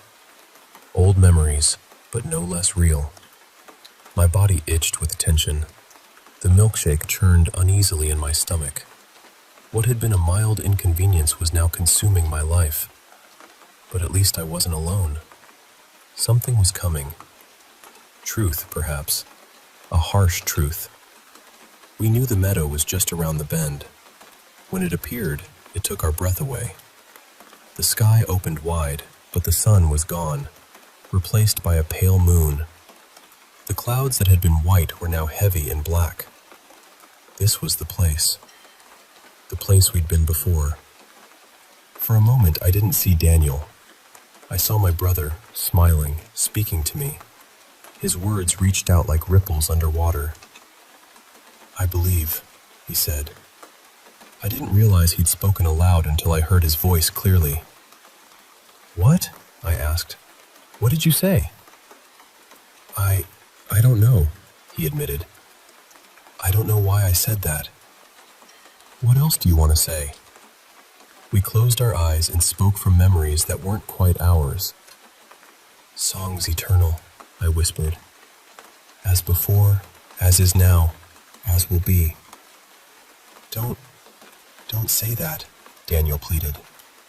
I opened my eyes and saw him trembling, fighting back tears. Something bad is coming. I can feel it. We're doing something wrong. I felt it too. A cold crawl up my throat. Another white feather danced in the wind, drifting across the meadow. Daniel took a deep breath and closed his eyes. We have to keep going, he said. I know. You're my kin. My soul is true. A sun gone black, a moon gone blue. I ask you, Savior, through and through. If not the three of us, then who? As before, I said. As is now, Daniel continued. Then silence. We both knew there was supposed to be a third. There was a third person that day. She knew what would happen to us. We were the next generation, meant to meet him. No promise of eternity could make her surrender. Instead, she had a knife. She struck first at my brother, then at me. A blade aimed straight for our hearts. The song we tried to sing remained unfinished, poisoning the land and all living things. A broken promise, potential lost. The clouds parted to reveal the eye of a vengeful beast. Birds in the meadow burst open, their feathers falling like snow. I was there, watching my brother bleed out in the dry grass. The sun eclipsed in black. Our blood soaked the earth, cursing it for generations. We could have been beautiful, all three of us. The sky darkened as the moon disappeared behind the clouds. Daniel screamed, then suddenly stopped. A part of me knew what was coming. There was a third person in that meadow, and she had just killed Daniel. I couldn't see her, but I had to run. I tripped over a rotting log and landed in an anthill. The dry grass crackled underfoot, and I heard footsteps approaching. Daniel wheezed for air. Then silence. I'd heard that silence before. As will be, growled a voice. As will fucking be. Had they caught me another second later, I don't know what would have happened. A flash of strawberry blonde hair, imagined pain of a knife between my shoulder blades. The blameless coward making up for past mistakes, but at the cost of my life. A part of me screamed in joy, a dark, twisted joy, the part that died with the real Daniel. The other part of me stepped out of the anthill and ran into the woods. It was a woman. She wasn't alone. Dark footsteps, wild screams, people stumbling and crying in the night. At least a dozen of them. Some came close enough for me to hear their breaths, but the blackness swallowed us all. I knew they'd hear me if I kept running, so I hid. I curled up next to a large rock, covering my ears, praying for dawn. My heart hammered so loud I thought I'd burst. I held my breath until I nearly fainted. Time stretched endless, every second a lifetime. I waited for the nightmare to end. And then, at last, dawn arrived. I don't know how, but it worked. I twisted my ankle without realizing, and by morning, I could barely walk. The air was cool, dew still clinging to the grass. A couple of blue sunflowers seemed to watch me quietly. No sign of Daniel's body. I called the police, but there wasn't much they could do. They asked about the third person, and the evidence of a group in the area was there, but nothing concrete. Frog Lake isn't visited much these days, and the few people living out here are loners. Out here, in the woods, no one can hear your screams. The investigation has been quiet. No one talks to me about it anymore. No one asks about Daniel. And me? People don't mistake me for that strawberry blonde girl anymore. I think she died in that field next to her brother. Maybe now I can finally be myself. I think I'll be okay.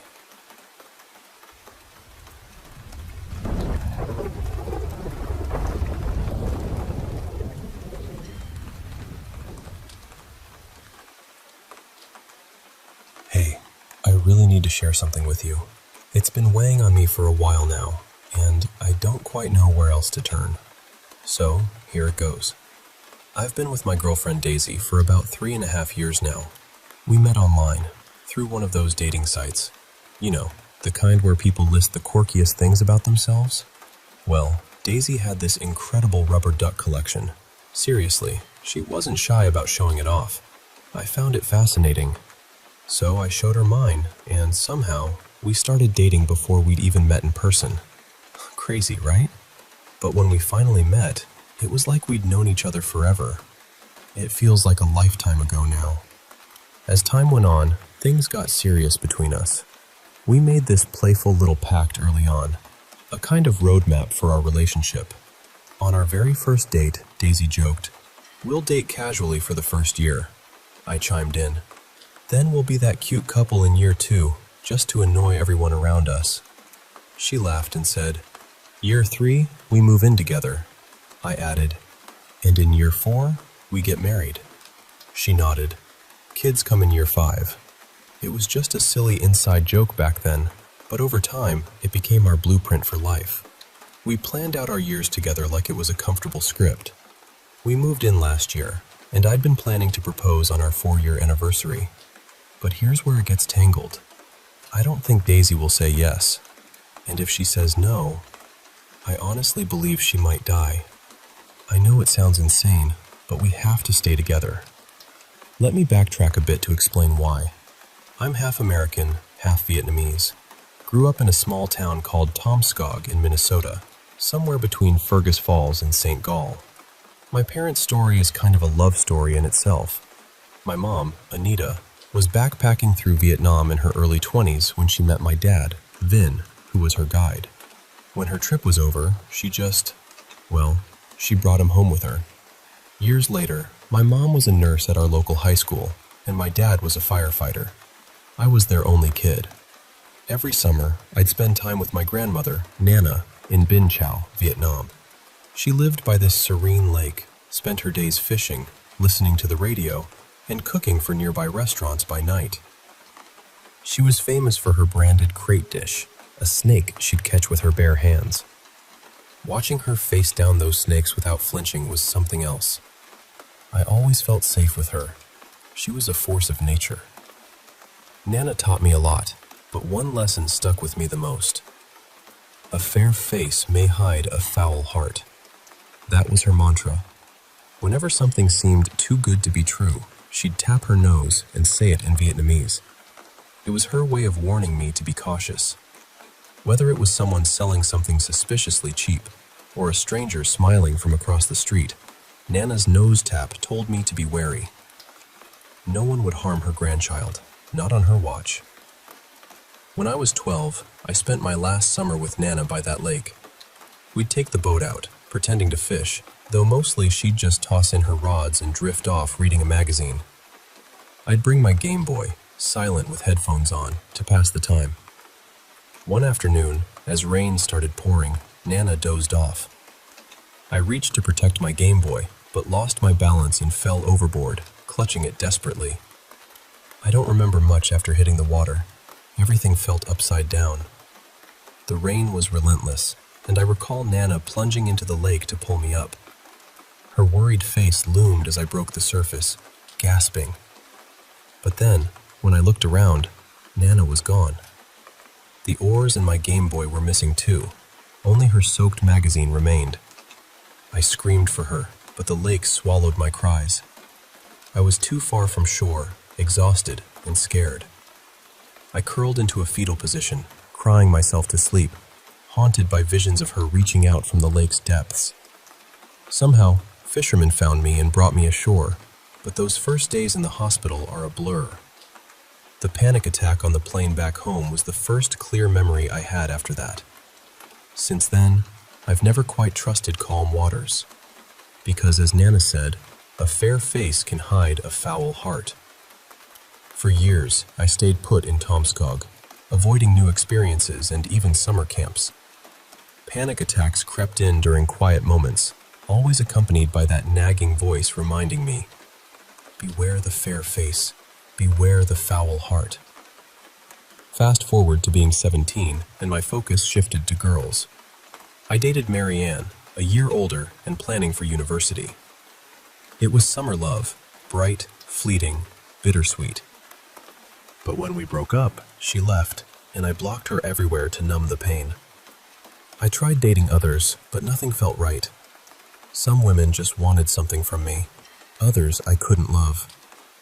Then, when I was 21, my mom had a psychotic episode and died in jail. It crushed me, and I shut down emotionally. I rarely stay friends with exes. Too much history, too many wounds. But Mary Ann haunted my dreams for years, her summer smile glowing warmly even as I struggled to move on. I got my degree in building engineering from Concordia University and started working at an architecture firm. When I met Daisy online at 26, it felt like a fresh start. She became my winter's warmth, the one who kept me going despite everything. But again, it's complicated. Mary Ann died a year after we broke up, in her dorm room. The details are murky. She had lake water in her lungs and severe artery damage. The coroner said cardiac arrest, but her roommate said something chilling. People don't just crawl into their beds and drown. That haunted me. I didn't tell Daisy, afraid of her jealousy. The dreams of summer love twisted into nightmares. I'm always on a bridge, watching a dark lake where droplets rise like reverse rain, tickling my bare feet. Beneath the surface, white stones shift, bodies piled up, writhing like maggots, eyeless faces screaming without sound. At the bottom, I see Mary Ann's brown hair sinking deeper. I fall off the bridge, a hand brushing my neck, pulling me back, but it's too late. I have that nightmare weekly. The deaths of other exes followed.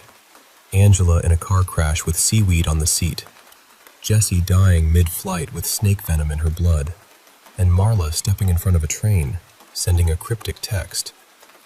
Thry Tim Hoy. Foul heart. My nose itched reading that. I've tried to ignore it, to focus on Daisy. But 2 months ago, she cheated on me, touching, kissing at a bachelorette party. When I confronted her, she blamed me for being distant and weird because of my worried searches about my exes. Our commitment cracked under that weight. I'm falling out of love, but I don't want her gone. I don't want to feel those cold fingers curling around my ankles at that bridge.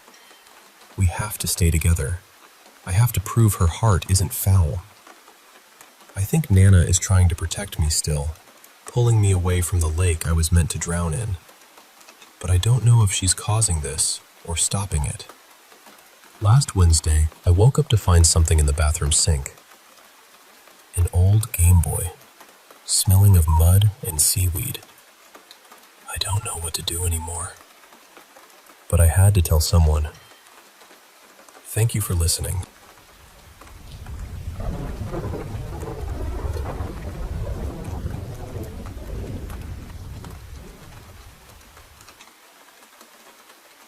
So, I was going through a stack of old bed sheets and pillowcases the other day, trying to find something my little girl could take to preschool for nap time. You know, just one of those ordinary little chores that somehow opens a door you did not mean to touch. And then, I found one of her old pillowcases. It was covered in dried blood. For a second, I just stood there holding it, completely confused. I knew it was hers, but I could not remember what had happened. Then, all at once, the memory came back, like something had been locked away in the back of my mind, and finding that pillowcase turned the key. She was about 2.5 at the time, and we had just started trying to get her used to sleeping in her own room through the night. Around that same time, a friend of mine had ordered this full-length rolling mirror online. It had lights around it and opened up like a little makeup cabinet. Pretty neat idea, except once he put it together, he realized it was way too short for him. It was maybe 5 feet tall, if that. So instead of tossing it, we put it in my daughter's room. For the first few nights, everything seemed normal.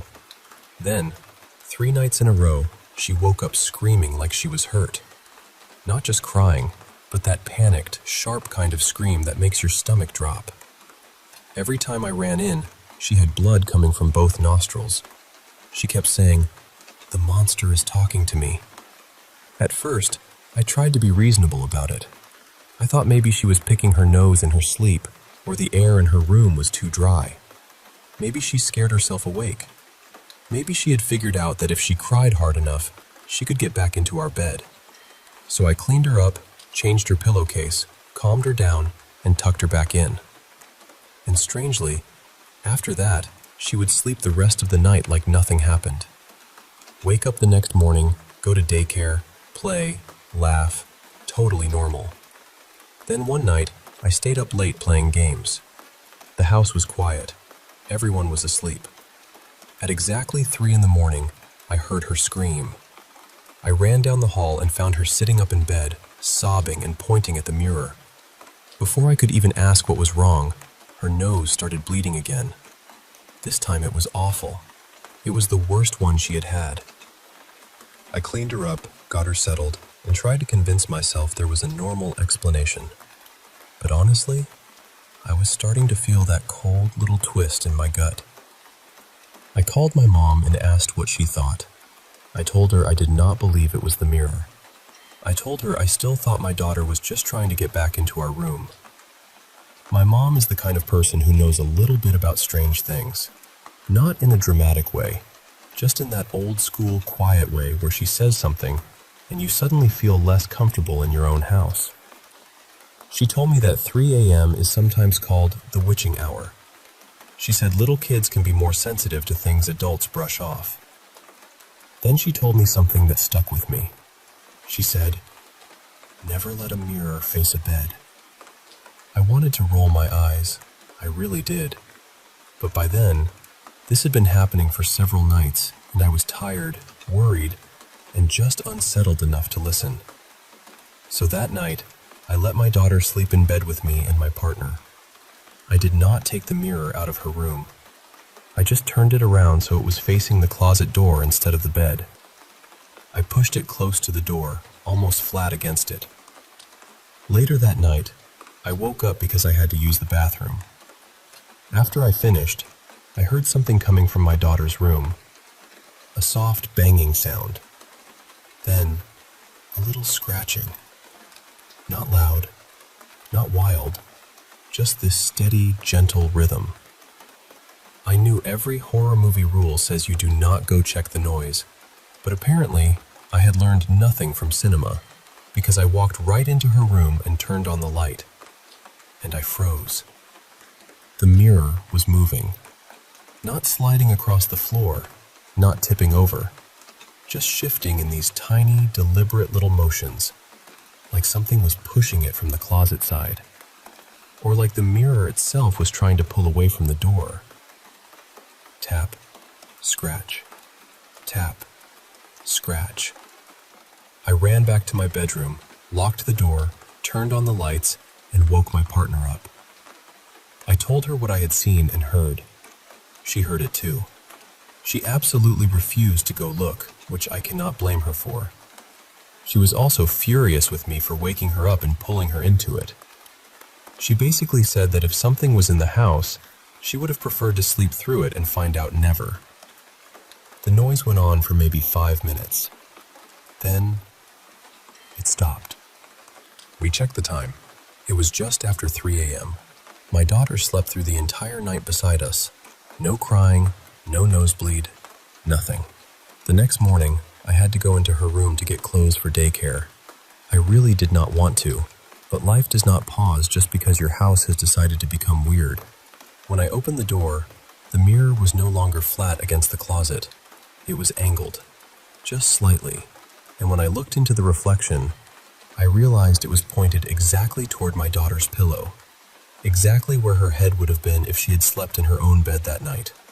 That was the part I could not explain away. We did not throw the mirror out, though looking back, maybe we should have. We put it inside her closet, turned it around so it faced the wall, and left it there. After that, the crying stopped. The nosebleeds stopped. Eventually, she started sleeping in her own room with no problem at all. And now, a year and a half later, I find that old blood-stained pillowcase and remember everything like it happened last night. I still do not know what it was. I do not know if it was something paranormal, something attached to the mirror, something in the room, or just one of those things that never gives you a clean answer. But I know what I heard. I know what I saw. And I know that once that mirror stopped facing my little girl's bed, everything stopped too.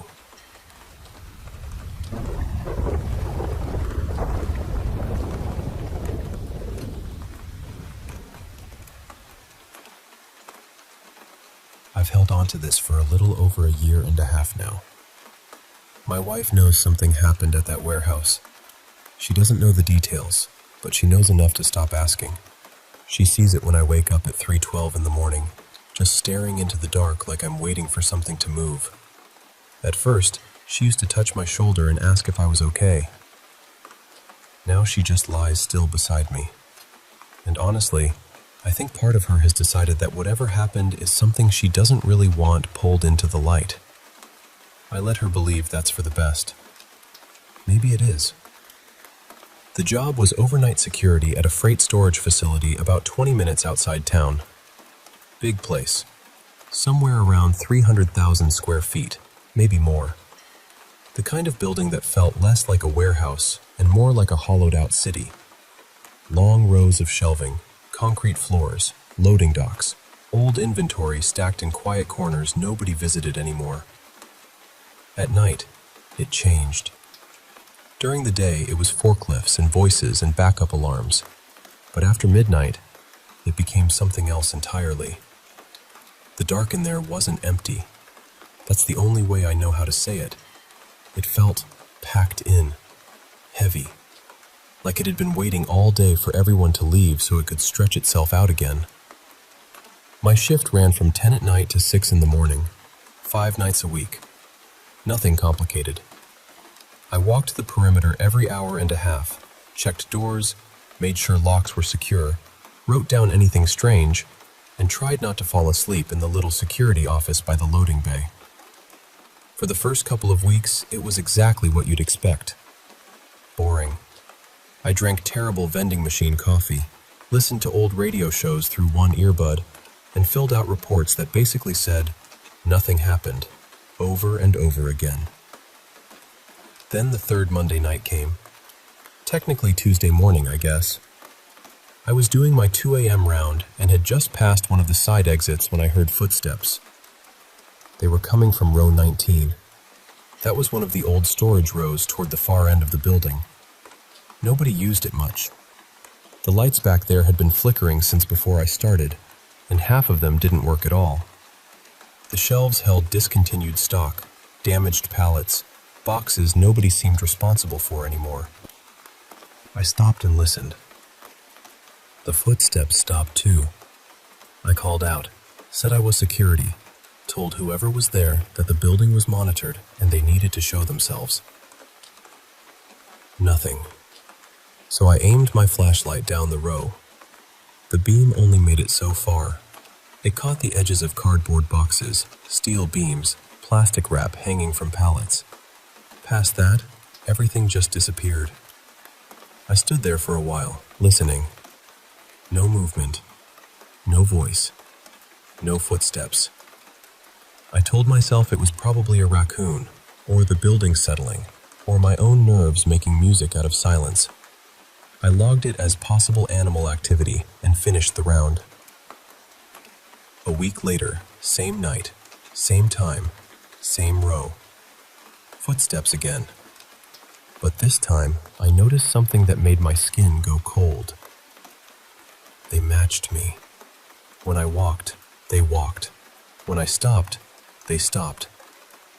I stood there with one foot still half raised, barely breathing, and whatever was back in row 19 went completely still at the exact same moment. I remember checking my watch because I needed something normal to look at. 2:08 a.m. I stood there for almost 5 minutes. 5 minutes in a warehouse that suddenly felt too large and too quiet, waiting for something hidden in the dark to make the first move. Then I heard breathing. Not scratching, not pipes, not air moving through vents. Breathing. Slow, careful, controlled. The kind of breathing a person makes when they are trying very hard not to be heard. I called my supervisor, Marlon. He came down from the office, annoyed at first, but that changed when he saw my face. We searched that entire row together, every shelf, every gap between pallets, every corner where someone could crouch. There was nothing there. No person, no animal, no open door, no sign that anyone had been inside. But as we were walking back, Marlon said something under his breath. He said, "Monday night again." I asked him what that meant. He didn't answer. He just kept walking. That was the beginning of the end for me. I stayed another few weeks, but I never worked another Monday night. I called in sick every time. I know how that sounds, but I didn't care. Something about that place had noticed me, or I had noticed it, and I wanted no part of whatever came next. By the end of the month, I quit. No dramatic explanation, no long email. I just told HR the hours weren't working for me anymore. About 4 months later, I saw the guy who replaced me. His name was Nolan, I think. Or maybe Nolan. I only met him once when I came in to drop off my badge. I ran into him at a convenience store off the highway, 2 towns away. At first, I barely recognized him.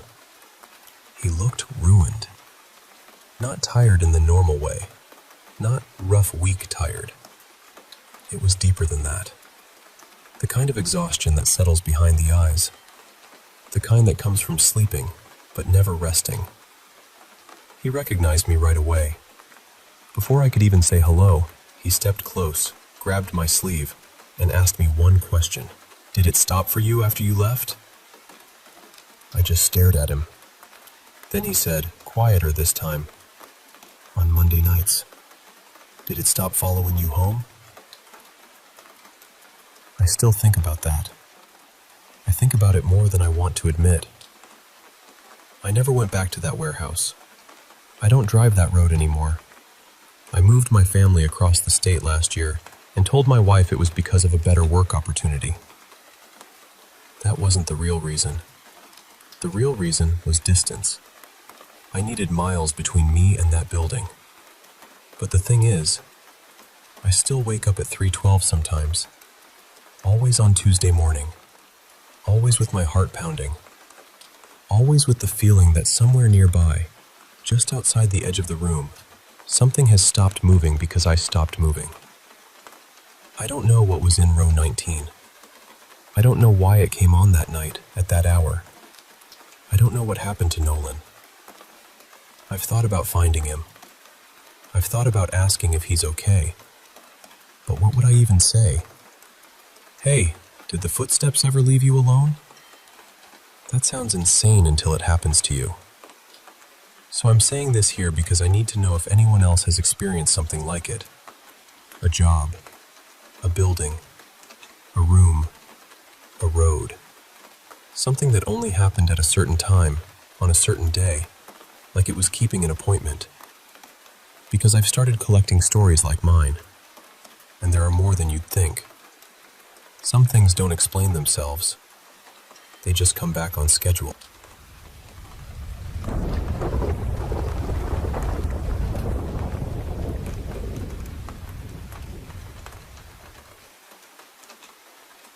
This happened sometime during the height of COVID, around 2020 or 2021. I can't remember the exact month, but I know it was during the warmer part of the year. At that point in my life, there wasn't any male figure living with us. My mom wasn't seeing anyone either, so there really shouldn't have been any man in the house. Back then, I was sleeping in the basement. It had a bed, and my computer setup was down there too, so it had kind of become my little space. I never liked sleeping in complete darkness, so whenever I went to bed, I'd leave a few dim lights on across the basement.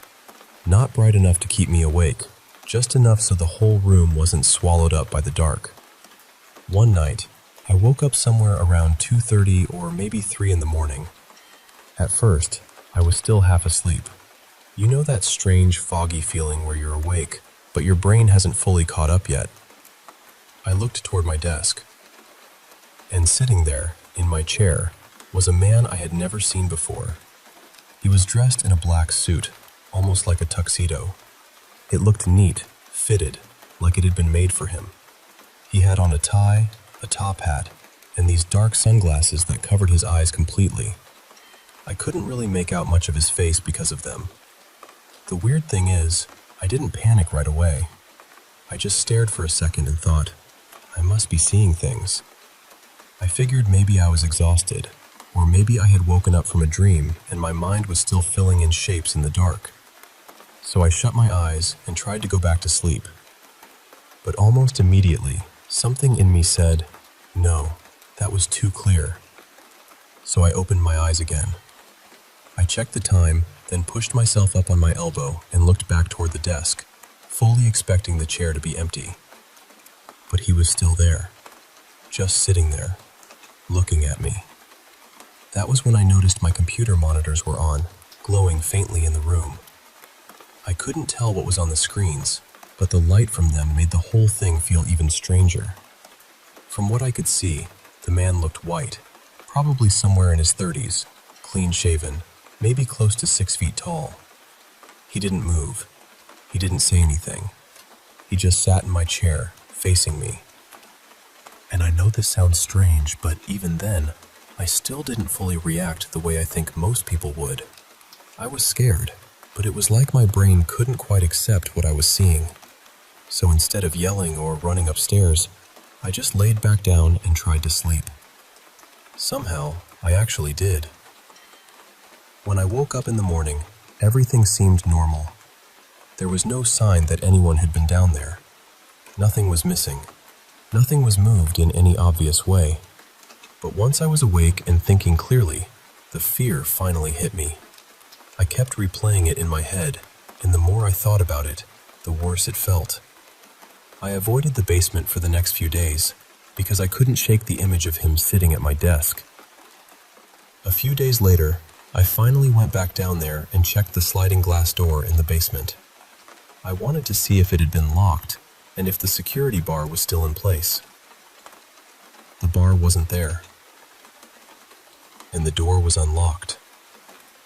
Now, it's possible my sister or one of her friends had gone through that door sometime after it happened, so I can't say for sure that it was unlocked that night, but seeing it like that definitely didn't make me feel better. I've told a few people this story since then. One person told me she'd heard of other people describing a man who looked almost exactly like that, from completely different places and backgrounds. Someone else pointed out that if it really had been a break-in, it didn't make much sense. Why would someone come in dressed like that, sit at my desk, stare at me, and not take anything? I still don't have an answer.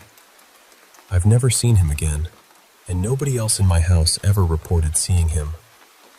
But I can still picture him clearly. The black suit, the top hat, the sunglasses, and the way he just sat there in the dark, watching me.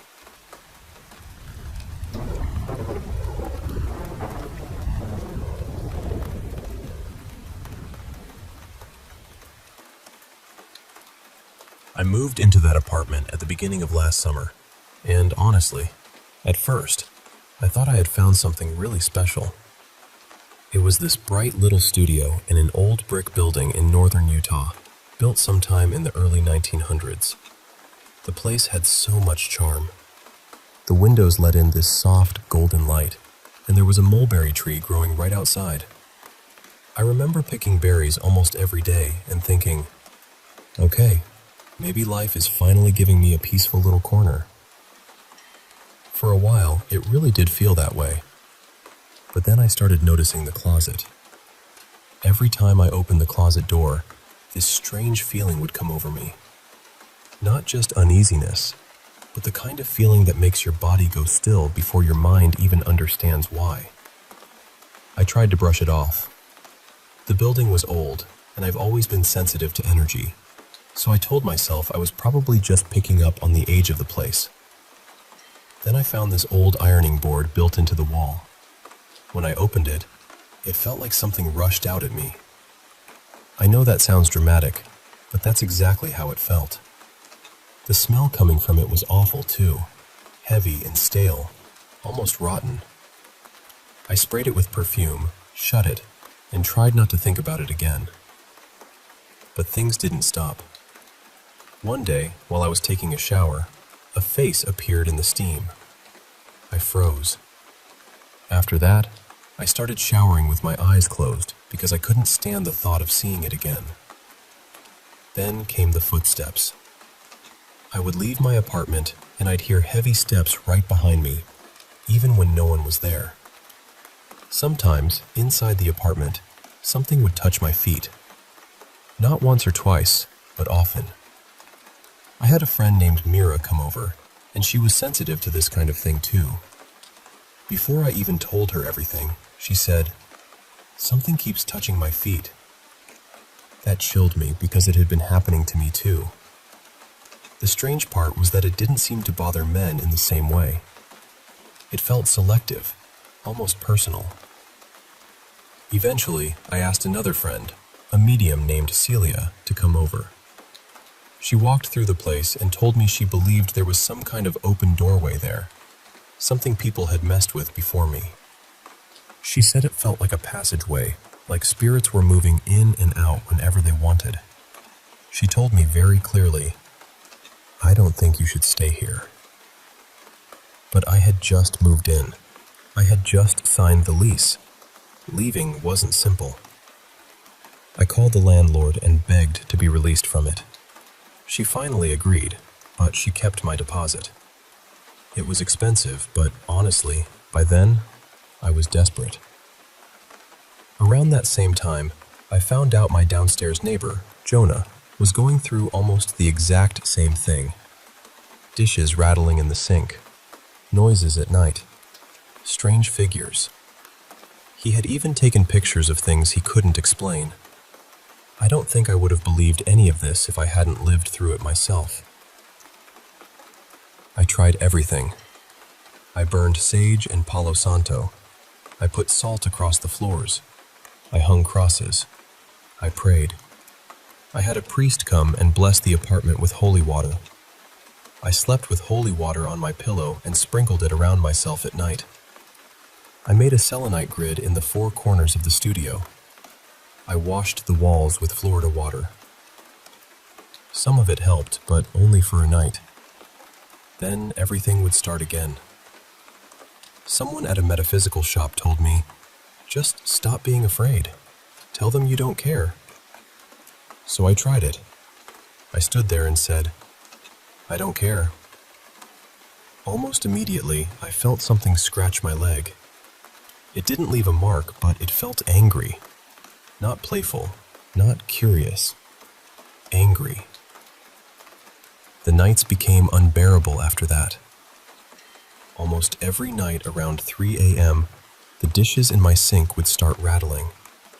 I would wake up at the same time every night and then just lie there, exhausted and terrified, unable to fall back asleep. The air would feel chaotic, like people were fighting in the room with me even though I was alone. I would yell, "Stop!" but it never listened. One night, I felt my body floating above itself. It was strange because it didn't feel frightening in the moment. It felt almost peaceful, even euphoric. Something similar had happened to me once years earlier in a hotel in Hawaii, but I still don't really know what to call it. Some people say that's astral projection. I don't know. I only know what I felt. The final breaking point came when I saw something outside my second-story window. It was the middle of the night, around 3 a.m., and there was this pale face outside the glass. It looked almost like someone had thrown a white sheet over their head and climbed a ladder just to scare me. But who would do that? Who could even do that? At the same time, something in the room started pulling at my feet and curling my fingers into my palms. I couldn't understand why anything would want to do that to me. But after that, it started happening night after night. I was barely sleeping. I couldn't function at work. I started telling coworkers what was going on, and some of them didn't believe me. That hurt almost as much as the haunting itself, because I was already exhausted and scared, and then I had to carry the shame of not being believed too. Eventually, one coworker connected me with a group of spiritists. They practiced a Brazilian form of Christianity and said they had dealt with things like this before. I went to their home and they prayed over me and tried to communicate with whatever was attached. During that experience, I saw this horrible, bloody face in my mind. It terrified me. By then, I was falling apart. I was depressed, sleep-deprived, and barely holding on to my job. Things didn't truly improve until I left the apartment completely. I moved into my car for a while, which was its own kind of hardship, but even that felt safer than staying in that place. I was terrified whatever it was would follow me, but thankfully, it didn't. Eventually, I moved into a brand new building, and everything stopped. No footsteps, no touching, no rattling dishes, no faces in the steam, no waking up every night at 3 a.m. Just quiet. I'm doing much better now, but I still carry the trauma from it. I still have nightmares. I still think about how many people didn't believe me and how that experience cost me my job and my sense of safety. And I still have so many questions. Why me? Why did it seem to focus on certain people and leave others alone? What kind of spirits were they? Why the footsteps? Why the feet? Why did it move my hands at night? Why would anyone open something like that in a home where other people would eventually have to live? I don't know all the answers. What I do know is that leaving saved me. That apartment taught me that sometimes protection doesn't look like one perfect ritual or one powerful prayer. Sometimes protection looks like listening to your body when it says, "We are not safe here." Sometimes it looks like walking away, even when it costs you. Sometimes the bravest thing you can do is choose peace over proof. And now, more than anything, I want to feel safe in my own body again. I want to trust quiet rooms again.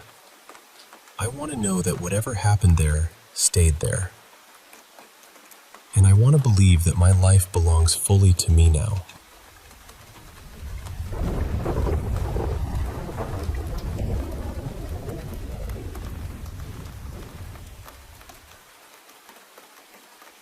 I had just started working security at a property not too far from my apartment. And honestly, the first thing I wanted to know was where the strange spots were. Every site has them. You know, the places people talk about in half-jokes. The places where the light feels too thin, where the air changes when you step inside. They walked me through the patrol route, and at first, nothing seemed too dramatic. There was a dark tunnel down on level -3 where we had to walk all the way to the far end. There was a damp little utility room that smelled like wet concrete and old metal. And then there was the 4th floor. The site itself was a big cluster of buildings wrapped around a plaza. Offices, cafes, a fitness studio, legal offices, all kinds of businesses. A lot of it was connected in one way or another to the courthouse nearby. But the neighborhood around it had history. Heavy history. People called it cursed sometimes, though I'm careful with words like that. It was more like the whole place carried a wound. There had been forced removals, poverty, violence, riots after police nearly killed a local man.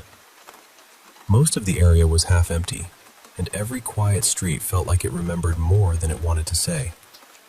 At first, the creepy parts of the job got to me, but after a while, I got used to them. The tunnel stopped feeling haunted and started feeling like exactly what it was. A dark passage nobody wanted to spend money lighting properly. I've had enough strange experiences in my life to know when my imagination is just throwing shadows on the wall. I can usually talk myself down. But the 4th floor was different. My name there was Niran, or at least that's what most people called me on shift. I mostly kept to myself. The workplace was getting toxic fast. People were tense, management was strange, and I could feel myself already planning my way out. Still, I did my rounds. Every time I reached the 4th floor, something felt off. The hallway always had this sour, sweaty smell, like someone had left gym clothes in a sealed bag for 2 days. Disgusting, yes. Creepy, not exactly. Not at first. There was a lot of downtime on that job, so I started writing horror stories during quiet hours. The funny thing is, most of them were based on things I had actually experienced.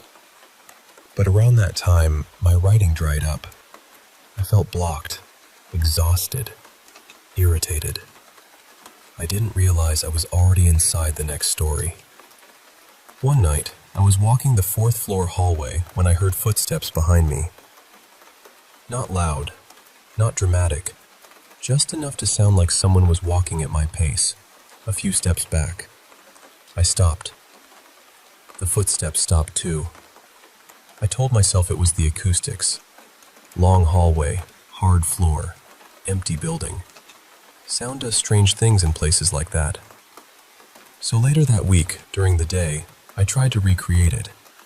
Same shoes, same hallway, same pace. Nothing. A few weeks after that, I was back on the 4th floor when I heard people coming up the stairs. I could hear their footsteps, and then voices. A conversation. Low and muffled, close enough that I expected them to turn the corner any second. Then the voices cut off. Just stopped. I looked. No one was there. That was when I started getting that cold little feeling in my stomach. The kind that says, you can explain this if you want, but you don't believe yourself. Meanwhile, things at work were getting worse. I got accused of sleeping on shift and skipping patrols, which wasn't true. It felt like they needed someone new to blame after another guard, a guy with deeply unsettling energy, had been fired. I was already on edge one evening when my shift began. My PTSD was bad that day, and I was angry before I even picked up the radio. During my first patrol, I reached the 4th floor. There they were again. Footsteps behind me. Right behind me. I scanned the checkpoint near the stairs, and just as I did, I heard another set of steps coming from around the corner. They moved toward me, close enough that I braced myself to see someone appear. But no one came. The sound vanished. I didn't try to be brave. I went straight to the elevator and got out of there.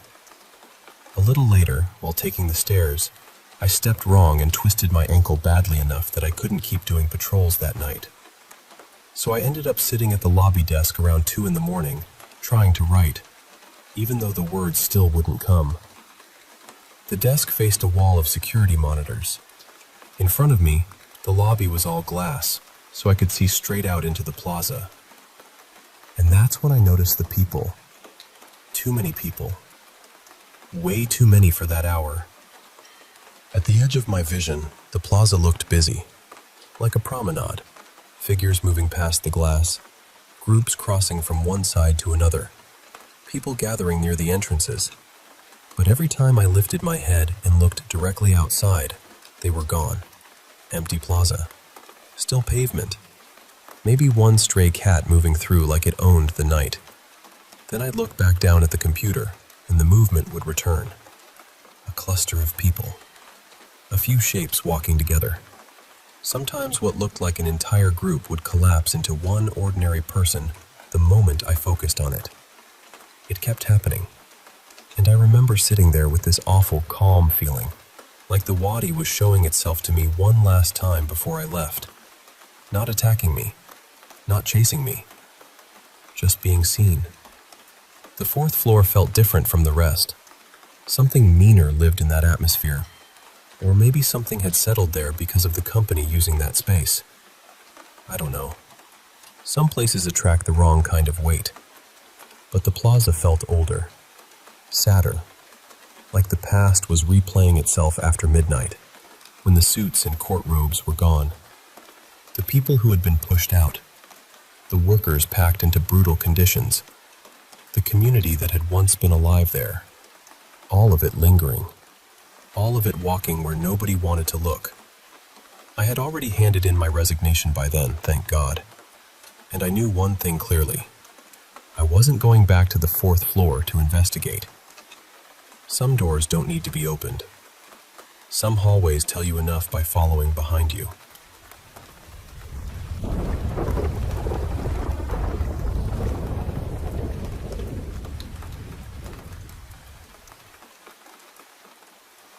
Okay, I'm going to try to explain this as clearly as I can, even though I know it's going to sound strange.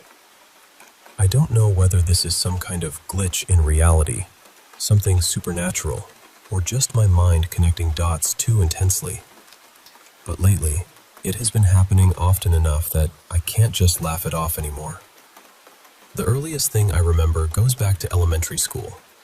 For a while, I had these dreams where I'd see little pieces of the next day. Not memories, not things that had already happened. I mean the next day. It would only be a few seconds at a time, usually a short conversation or a tiny moment in class. But then the next day, it would happen exactly the way I dreamed it. Same words, same voices, same feeling. Eventually, that stopped. I don't know why, and it never really came back in the same way. But there were other odd things when I was younger too. There was this one family member, I'll call her Lena, and when we were outside together, there was this place we used to go. I can barely describe it without feeling ridiculous. There was a winding path, almost like a little spiral slope, and when we went down it, it felt like we had stepped out of normal reality. Suddenly, it was like we were somewhere warm and coastal. I remember sitting on a bench and seeing what looked like the ocean in front of us. It felt like a tropical island, even though that makes no sense. I still don't know what happened there. I don't even know if my brain filled in some impossible memory later, but thinking about it still gives me chills. And Lena, the family member who was with me, has always believed that something followed her after that. She used to say there were dark men watching her or trailing her. Maybe that was just fear talking. Maybe it was coincidence. But when I think back on it now, it doesn't feel harmless. Later, when I had my first apartment, weird things continued in smaller ways. I had smart lights, a voice assistant, all the usual stuff. Sometimes, in the middle of the night, everything would suddenly turn on. Lights, devices, the whole little digital circus. At the time, I brushed it off as tech being tech. A glitch, bad wiring, whatever. But now I'm not so sure.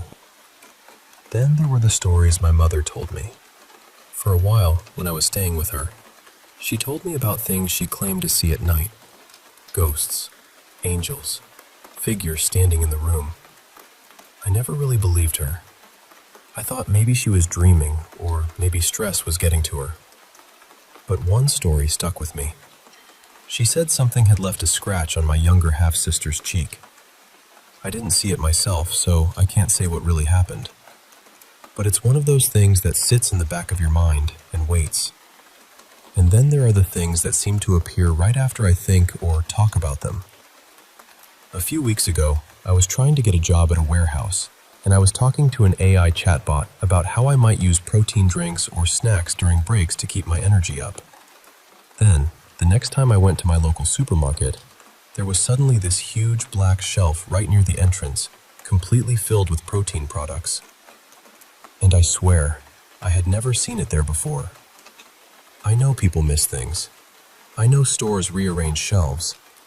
But this thing was big, dark, obvious, and right in the front. It felt like reality had quietly placed it there after hearing me mention it. Then things got even stranger. One Thursday night, I suddenly had this overwhelming urge to find 2 old stuffed animals from my childhood. I hadn't thought about them in years. It felt urgent, almost emotional, like I needed to rescue them somehow. I tried to ignore it and go back to sleep.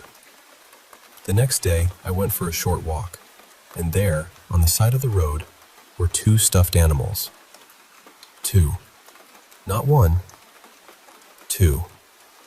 One looked like one of those popular monkey plushies people were obsessed with for a while, and the other was a yellow tiger that reminded me of a plush someone had shown me months earlier. I just stood there staring at them, because what do you even do with that?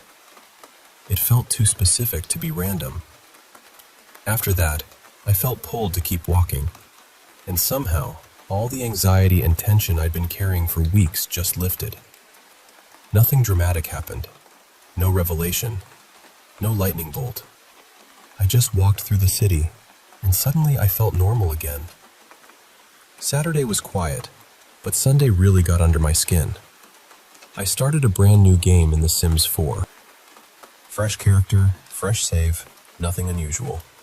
And the very first thing my sim did was pick up a book. The title was something like Mara and the Increasingly Impossible Chain of Coincidences. That alone would have been weird enough, but the character's name in the book was basically a blend of my real first name and a fictional name I made up almost a year ago.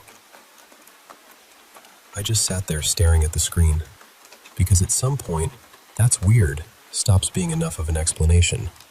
And then last night, a podcast I listened to released an episode about Wall-E.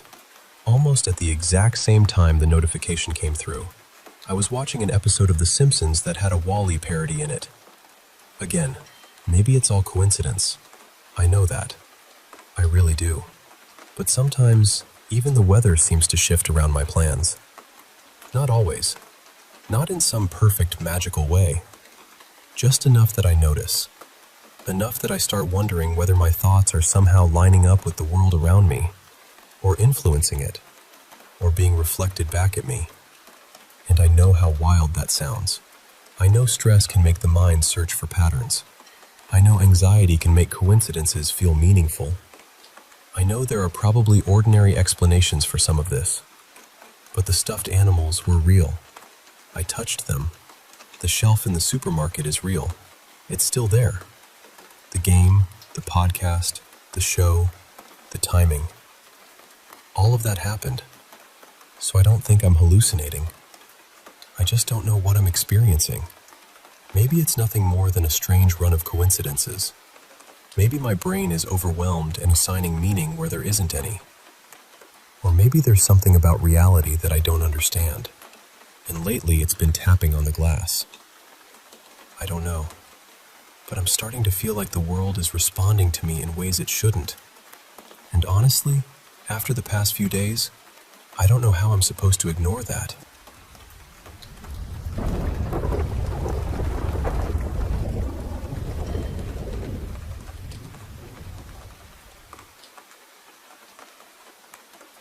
I grew up in eastern Michigan, in one of those areas where the woods seem to stretch forever, only really interrupted by old roads, patches of farmland, and the occasional farmhouse tucked way back from view. When I was younger, my sister and I spent a lot of time wandering through those woods. We knew the area pretty well, or at least we thought we did. Most of the time, we would hike until we reached this creek, and then we would turn around. That creek always felt like the edge of our little world. But one afternoon, we decided to go farther. We found a fallen tree that stretched across the water, and we used it like a bridge. I remember balancing carefully, watching the creek move beneath us, and then climbing up the bank on the other side. The creek sat down in this wetland basin, so once we got out of it, the ground leveled out for a while. After walking a bit farther, I noticed something strange near the edge of a rise. It was a fenced-off area, surrounded by an old wire fence that had gone rusty with age. Inside, there wasn't much, just a faded plastic slide, a shed that looked like it was slowly collapsing in on itself, and a scattered mess of metal junk. It had the feeling of a place someone had abandoned years earlier and never looked back at. I climbed over the fence and walked toward the edge of the hill. That was when I saw it. Below me was a paved road, winding through the trees, with cars moving along it like everything was perfectly normal. At the time, I didn't think much of it. I just remember thinking it was kind of cool, like we had finally reached the end of some hidden trail.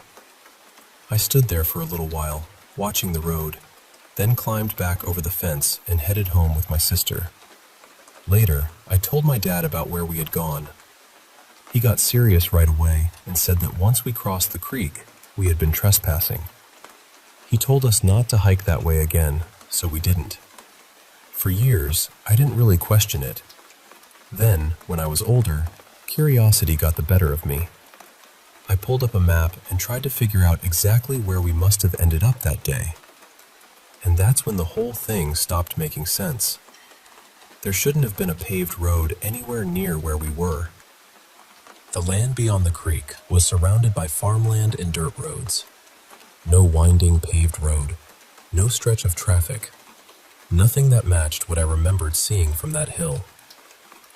The stranger part is that when I asked my sister Mara if she remembered that hike, she immediately said, "Yeah, I remember ending up by the road." So it wasn't just me. Looking back now, there were other details that don't fit either. There shouldn't have been a hill there, not really. The area is mostly flat, except for the wetland basin around the creek. And that fenced storage area didn't make much sense either. There was no house nearby, no driveway, no obvious reason for a rusted fence, an old shed, a plastic slide, and random junk to be sitting out there. The thing that still bothers me is that I almost walked down the hill toward the road. I remember thinking about it. I just decided it would be annoying to climb all the way back up afterward, so I didn't. Sometimes, I wonder what would have happened if I had gone down there. Maybe there's some simple explanation. Maybe the map doesn't show something old, or maybe the land has changed more than I realize. But even now, I can still picture that paved road below us, the cars passing by, and that weird little fenced-off place sitting where it shouldn't have been. And honestly, I still don't know what we found that day.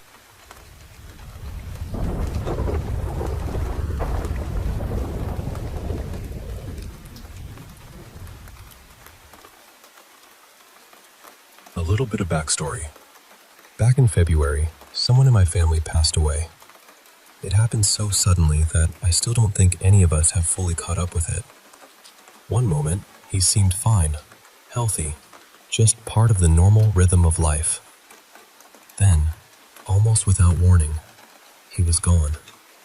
And lately, as the funeral arrangements have been coming together, a few strange things have started happening around the family. Not dramatic, Not movie scene dramatic. Just small things. Odd things. The kind that make you pause and wonder whether you're imagining connections or whether something gentle is trying to get your attention. My brother, for example, has suddenly been hit with this almost compulsive urge to clean cars. Now, he's always liked detailing cars, so it's not completely out of nowhere. But this has been different. He's gone all in, buying new gear, polishing everything, cleaning any car he can get his hands on. He did my car, and he doesn't even like my car. Then he did my dad's car. Then he went and cleaned my dad's old coupe, which doesn't even run anymore. And the family member who passed, I'll call him Lenny, was really into cars too. He was the type who liked them kept spotless. Clean paint, tidy interior, everything looking looked after. So seeing my brother suddenly pick that up so strongly feels strange. Almost like that little piece of Lenny got passed along somehow. Then there's my mother. A few days ago, she had a dream about him. After that, she suddenly wanted a chair for the porch. She wanted to sit outside, just be out there for a while. And what makes that even stranger is that I'd been feeling almost the exact same pull. For me, it was a rocking chair. Specifically, a rocking chair, and for some reason I kept picturing myself wearing bib overalls while sitting in it. The rocking chair thought actually started about a week before Lenny died, but the porch feeling came after. That's not really like me. I'm usually more drawn to the water. I've always thought of myself as more of a sea person than a land person. Sitting on a porch, rocking away like I belong there, isn't normally the kind of thing that calls to me. But lately, it has. And then last night, something else happened. There's this boxed deck of playing cards in my room. It's been sitting on the same shelf for years, resting against a tankard. Nothing special, just one of those objects that becomes part of the room because it's been there so long. Out of nowhere, the cards fell. No one touched them.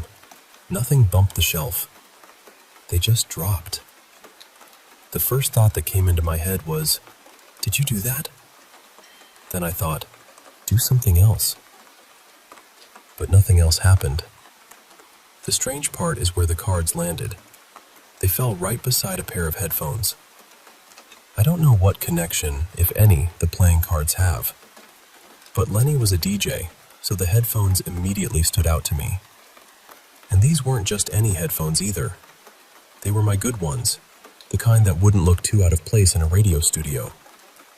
They haven't been working for the last few weeks because the cable went bad, but I don't think that part means anything. Those cables break on me about once a year anyway. Still, I keep thinking about it. Maybe I'm connecting dots that don't actually belong together. Maybe the car cleaning and porch sitting could be explained by the weather getting nicer. Maybe grief makes ordinary things feel charged with meaning. But even knowing that, I can't quite brush it off. It all feels too strange, too specific, too quietly timed to ignore.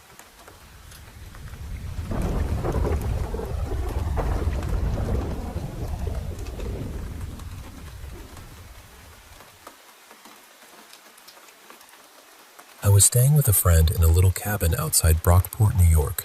Tucked so far back in the woods, it felt like the rest of the world had gone quiet. One evening, we decided to take my dog, Lila, for a walk around the property. She's a German Shepherd and livestock guardian mix, so she's not exactly the type to get nervous over nothing.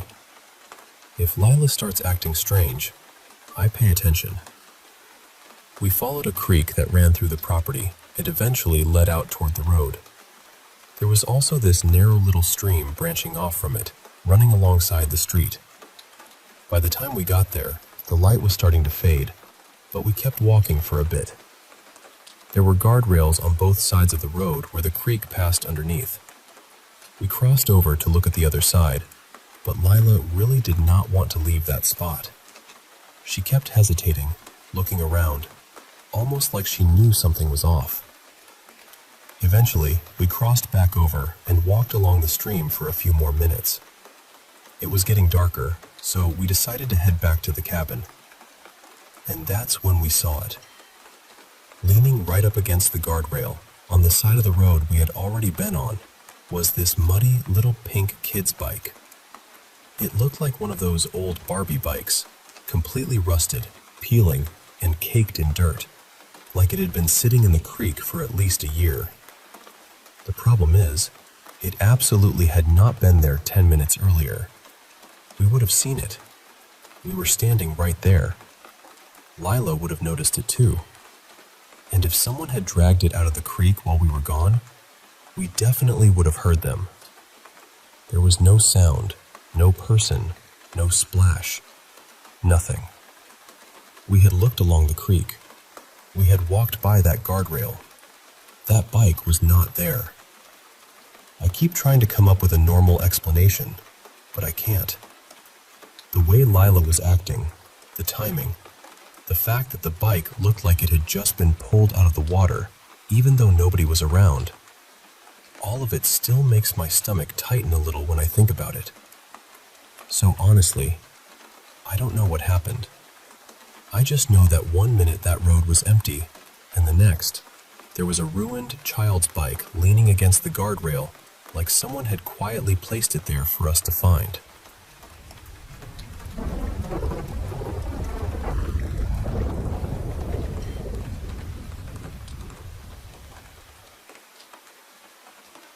I need to tell you this from the heart. For a long time, my life looked like something people would only believe if it was written into a film. I spent 5 years training at the police academy, and after that, I worked for another 5 years as a police officer. On paper, it sounded respectable, stable, sensible. But deep down, I knew I was living someone else's idea of my life. My real love has always been music. I taught myself how to play the piano. I taught myself music production.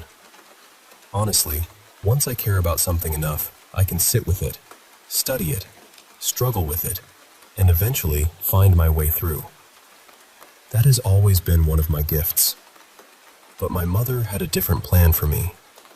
She was a beautiful woman, and I think when she was younger, that beauty shaped the way she saw the world. She made choices that left her struggling. She married young, already working as a civil servant in a small position, while my father was much older and financially prepared to build a family. My father was an Igbo man, and in our culture, family name carries weight. I was his first son. That mattered. But when things did not go the way my mother wanted, she took me away. She changed my surname. She kept me from the man who could have helped me, guided me, and maybe given me a real chance to grow into the person I was already becoming. She saw my gift for music when I was young. She knew it was there. But even though she did not have the money to support it, she still refused to let my father into my life. Instead, she remarried a man who could barely keep himself steady, let alone help build a home. But he gave her what she wanted: control.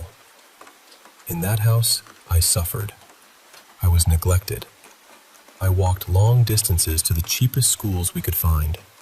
I wore torn uniforms. I learned early how to shrink my needs so other people could pretend everything was fine.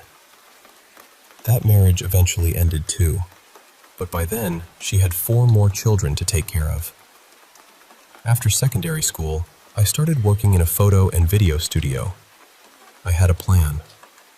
I wanted to learn practical skills there, earn some money, and use that money to support myself through university, or, at the very least, push my music forward. I was young, full of energy, and trying to create a path for myself. Then my mother stepped in again. She knew I was not built for a locked-up life. She knew I was someone who wanted to create, move, explore, and breathe. But she pushed me toward the police academy anyway. At first, I refused. Then she threatened not to support me in any other school. I still refused. For months, she ignored me. Then she came back, not with love, but with guilt. She asked me if I would not do it so I could help her train my sisters in school. And that broke something in me, because their father was alive. His family could have helped if she had allowed them in, but she wanted to carry everything alone, or at least look like she was carrying everything alone. So instead of letting me follow the gift that was burning inside me, she used responsibility like a chain around my neck. I entered the police academy. For 5 years, I was separated from normal life. The training was harsh. It stripped people down. It felt less like preparation and more like being locked away from myself. Then I worked another 5 years as an officer, wearing a uniform that never truly felt like mine. The first time I told my mother I could not keep carrying everything for her, she turned cold. She ignored me, even on my birthday. That silence told me more than her words ever could. Now, we do not talk. And I have finally quit the job. The day I left, I did not drive home in defeat. I drove straight toward the music center of my country. I drove toward the dream I had buried for years. I drove toward the life I believe my father would have helped me build, if only he had been allowed to know me. I cannot get those years back, but I can still choose what happens next. And this time, I am choosing my music.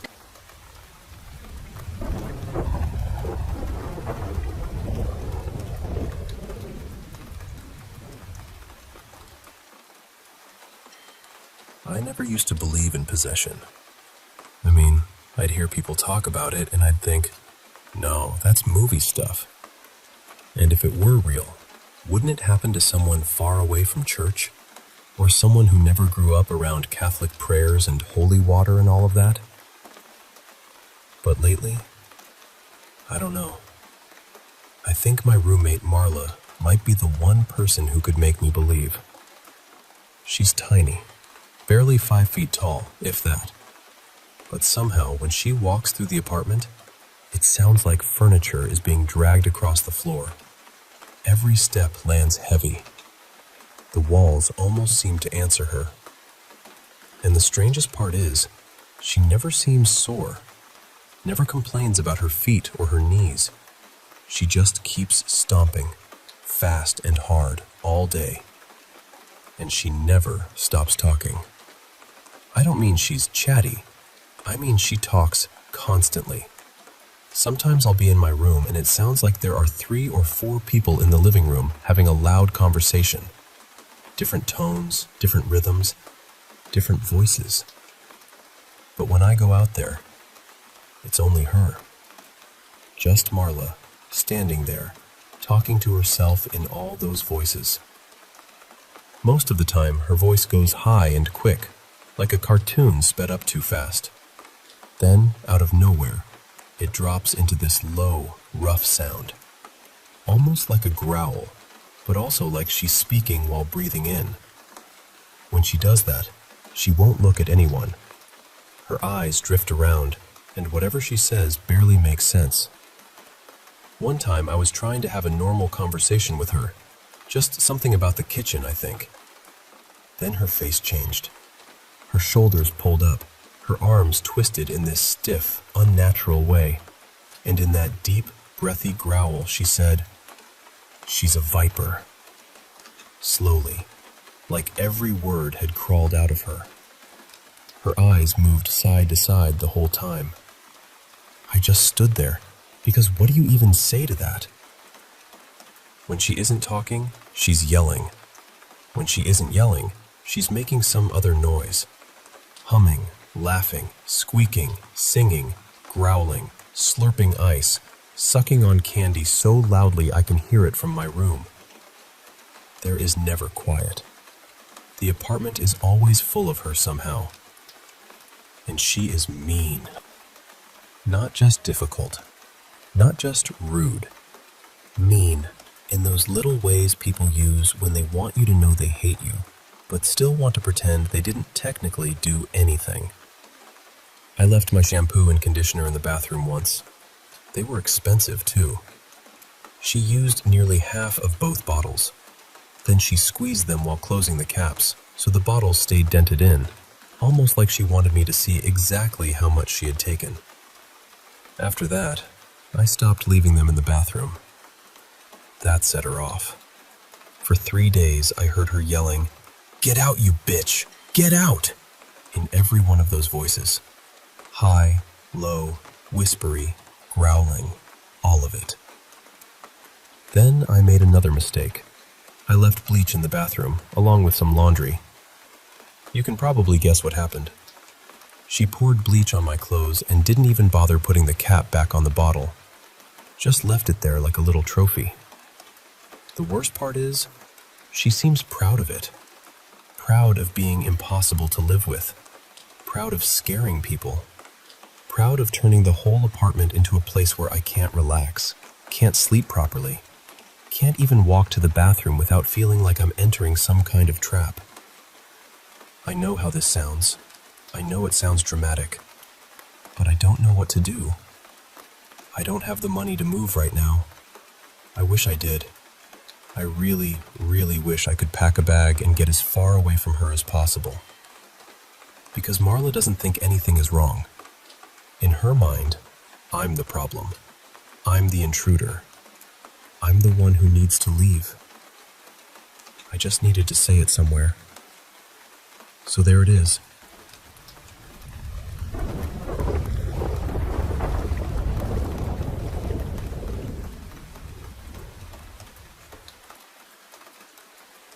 So, before I get into what happened, I need to tell you about an old friend of mine. I'll call her Jay.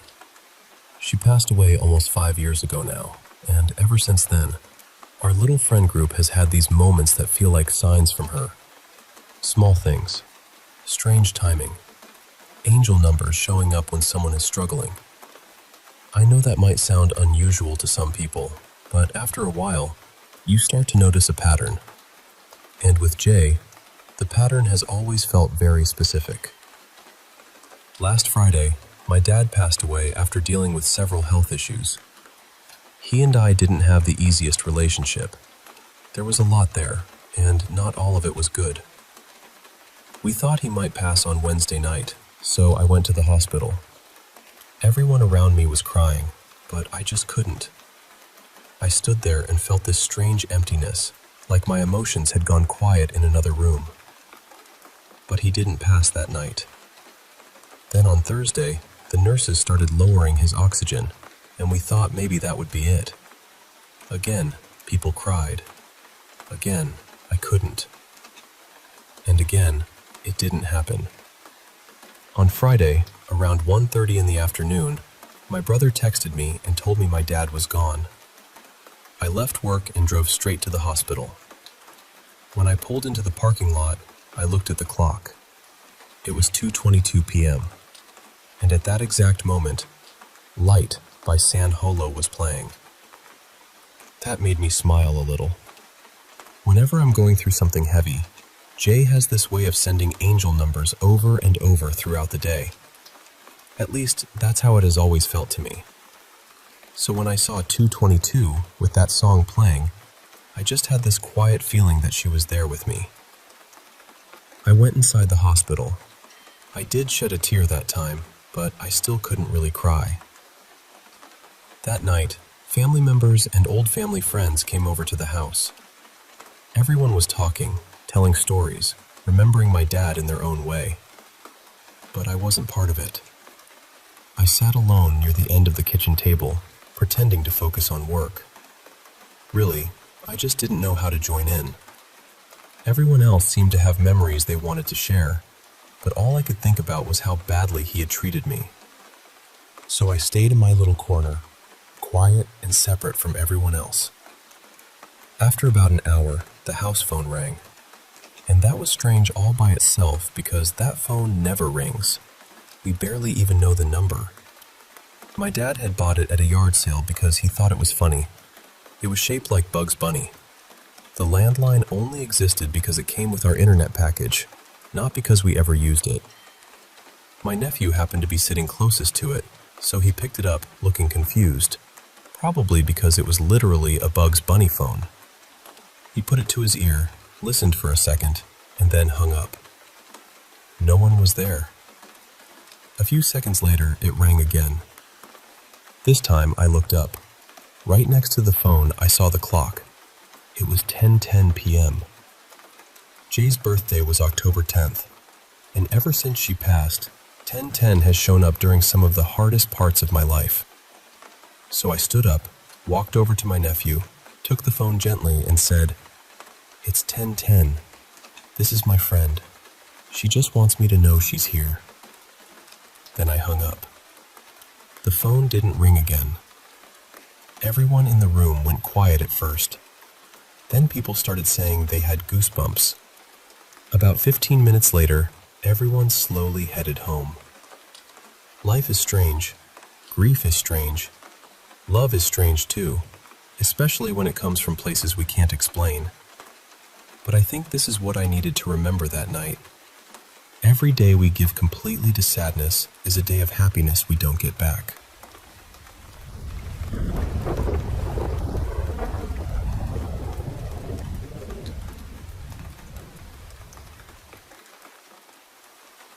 You know, where I'm from, people talk about all kinds of spirits. Some are harmless, some are restless, and then there are the darker ones, the kind people whisper about when they mention jinn. This story is about a girl named Jacy. Jacy was very beautiful, and honestly, she knew it. She had long, thick hair that she loved more than anything.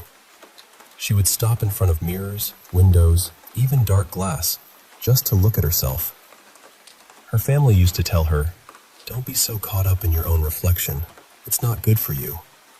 But she never listened. She could spend almost an hour brushing her hair, not because it needed that much care, but because she loved watching it fall over her shoulders. One summer, Jacy went with some friends to a wedding in a small village. It was far from the city, surrounded by old trees and empty fields. The older women there warned the girls, "At night, especially in unfamiliar places, tie your hair up. Don't leave it open." They believed loose hair could attract things you could not see. But Jacy laughed it off. She said she didn't believe in stories like that, and she wasn't going to ruin her look just because people were afraid of shadows. That night, she danced, smiled, and moved through the wedding with her hair flowing behind her. For a few days after she came home, everything seemed normal. Then slowly, she started changing. Her eyes looked tired all the time. She stopped talking much. She became angry over small things, and sometimes she would sit alone, smiling at the mirror as if someone inside it was smiling back at her. Her family asked what was wrong, but she snapped at them. She didn't want to eat. She didn't want anyone near her. And whenever her mother prayed or mentioned God, Jacy became furious. She would scream, curse, and throw things. Her mother became terrified. One morning, she went to Jacy's friends and cried, "What happened at that wedding? Did someone give my daughter something? Did someone do something to her?" The friends were frightened, but not completely surprised. They told her, "Auntie, we warned her. Everyone told her to tie her hair, especially in that village, but she refused." Jacy's mother didn't waste time. She went to her sister-in-law, and together they found a man known for dealing with spiritual problems. When the man entered the house, Jacy started laughing. Not normal laughter, cold, mocking laughter. She looked at her mother and said, "You brought this fool here for me?" The man asked her questions, but she only laughed harder. After a while, his face changed. He told the family, "This is not an ordinary spirit. I can't handle this. You need someone who deals with jinn." He gave them names and warned them not to leave Jacy alone outside. He told them to lock the doors because whatever was inside her might try to run. The next day, another medium came with an exorcist. The moment he stepped inside, he understood what they were facing. But Jacy was nowhere to be found. They searched the house, calling her name. Finally, after prayers and warnings, she came out from a dark corner, furious. She cursed her mother. She cursed her aunt. She kept saying they were trying to separate her from the only one who truly loved her. The medium asked for the spirit's name, but JC refused to answer. She said, "He loves me. He's the only one who understands me. Everyone else told me to hide my beauty, but he saw it. He chose me." That's when the medium told her mother something heartbreaking. He said, she allowed him in. Maybe she didn't understand what she was doing, but she accepted him. And when a person accepts something like this willingly, it becomes much harder to remove. Her mother begged. She cried and said JC was her only daughter. She said she couldn't watch her child disappear like this. So they tried. They prayed. They reasoned with JC. They told her this was not love. They told her something was feeding on her weakness, her pride, her loneliness. But JC would not listen. She was young, stubborn, and convinced that everyone was jealous of her. She believed the jinn loved her because he praised the very thing everyone else warned her about. Before they stopped, the medium asked the spirit one last question. Why her? And through JC, the spirit answered, I was sitting in a tree. I was not looking for anyone. Then I smelled something sweet, and I followed it. I saw her hair open in the night, moving in the air. I touched the ends of it, and through that, I entered her. It only took a few days to make her believe I loved her. Now she belongs to me. After that, the medium told the family there was nothing more he could promise. He gave JC's mother something to tie around her wrist so she would not harm herself or others. Soon after, JC's mother left the town with her. People said she moved back to a quiet village, somewhere isolated, where she could keep her daughter away from people and still care for her. Nobody really knows what happened to JC after that, but in some families, they still tell girls the same warning at night. Tie your hair in unfamiliar places. Not because every story is true, but because some doors should never be opened just to prove they aren't there.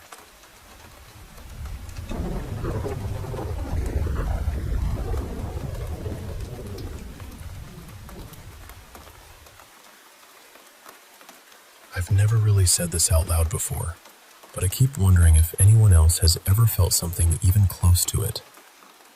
When I was little, maybe around 5 or 6 years old, my family spent a lot of time in my grandmother's old holiday home near Knysna, South Africa. It was one of those 2-story houses that felt much bigger when you were a child, full of quiet corners and wooden floors that seemed to remember every footstep. My brother and I shared a bedroom back then, and we had a bunk bed. I always slept on the top bunk. That was my little kingdom. And when nobody else was home, I used to do something kids probably shouldn't do.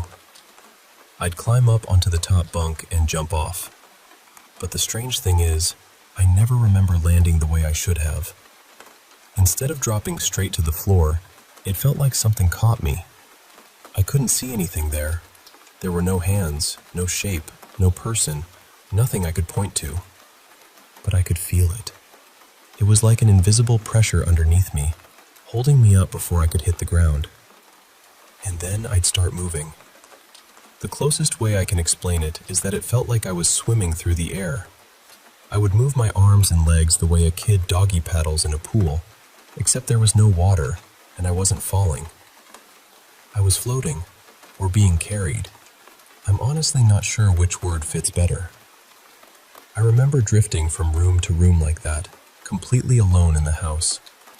If I wanted to go up the stairs, I didn't climb them. I sort of paddled upward, like something I couldn't see was lifting me and helping me along. This didn't just happen once. It happened a number of times over a few years, but only when I was by myself. Never when my parents were home. Never when my brother was nearby. Only in that private, quiet pocket of childhood where everything felt possible. Back then, I didn't think too hard about it. I was just a kid, and kids accept strange things more easily than adults do. But now, looking back, I can't explain it at all. It doesn't feel like a dream to me. It doesn't feel like something I imagined either. The memory is too physical. I remember the feeling of being held up. I remember the motion. I remember the air around me. I've kept it to myself for years because I know how it sounds. It sounds impossible, maybe even ridiculous. But that's what I remember. And I'm genuinely curious now. Has anyone else ever experienced anything even a little bit like that?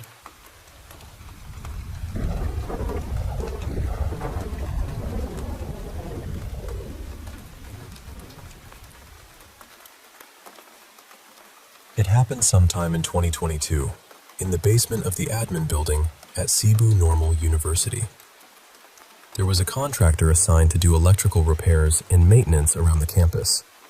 2 of their workers were scheduled to do some wiring work in the basement, and I was the one who usually opened the area for them. I told them, on weekdays I'll open this before 8 in the morning. After that, I'll go back to the office. If you need me to lock it up, just let me know. I usually leave around 5 p.m.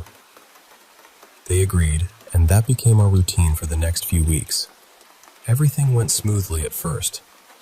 Then one afternoon, a little before 5, I went down to check on them. I saw one of the workers there, a guy named Marco, and I casually asked, "Boss, how's everything going down here?" He looked at me for a moment and asked, "Sir, what is this basement really?" I asked him what he meant.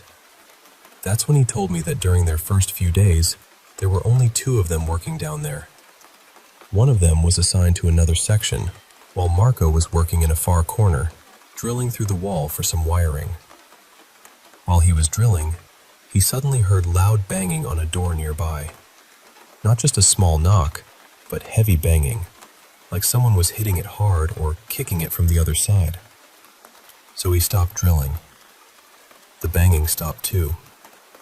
When he started drilling again, the banging came back. That was when he got scared. He left his area and went straight to his coworker. But before he could even explain properly, his coworker told him he had also been feeling strange.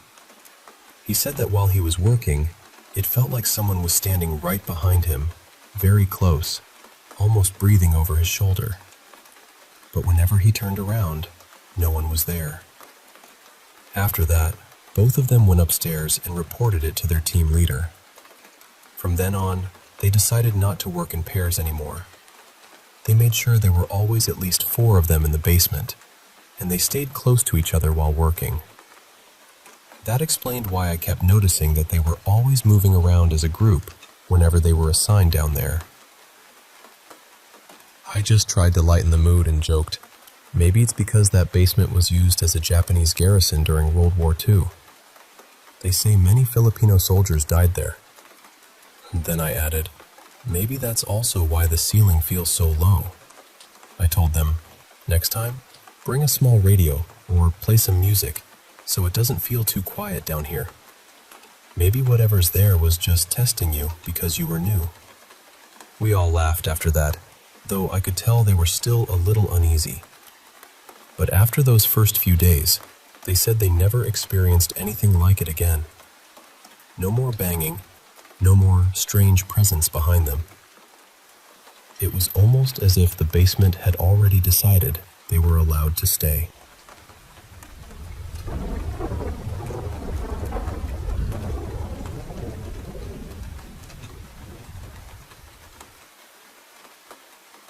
So this happened a couple nights ago, and honestly, I'm still trying to make sense of it.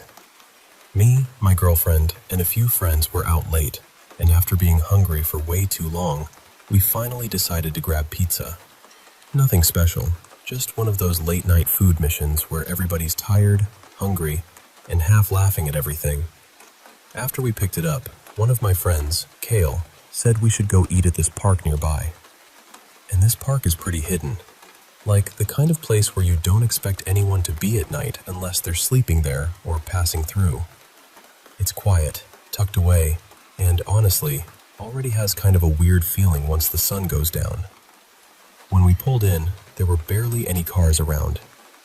I remember seeing an older man and woman slowly driving around, and I think they were looking for their missing dog or something. Other than that, it felt empty. There are two playgrounds there. One is newer, smaller, and fenced off. The other one is older, bigger, and has been there forever. We went to the newer one because it felt a little safer, I guess. At first, everyone was nervous, especially my girlfriend. She really didn't want to be there. But after a while, people relaxed. We were eating, joking around, messing with the playground equipment.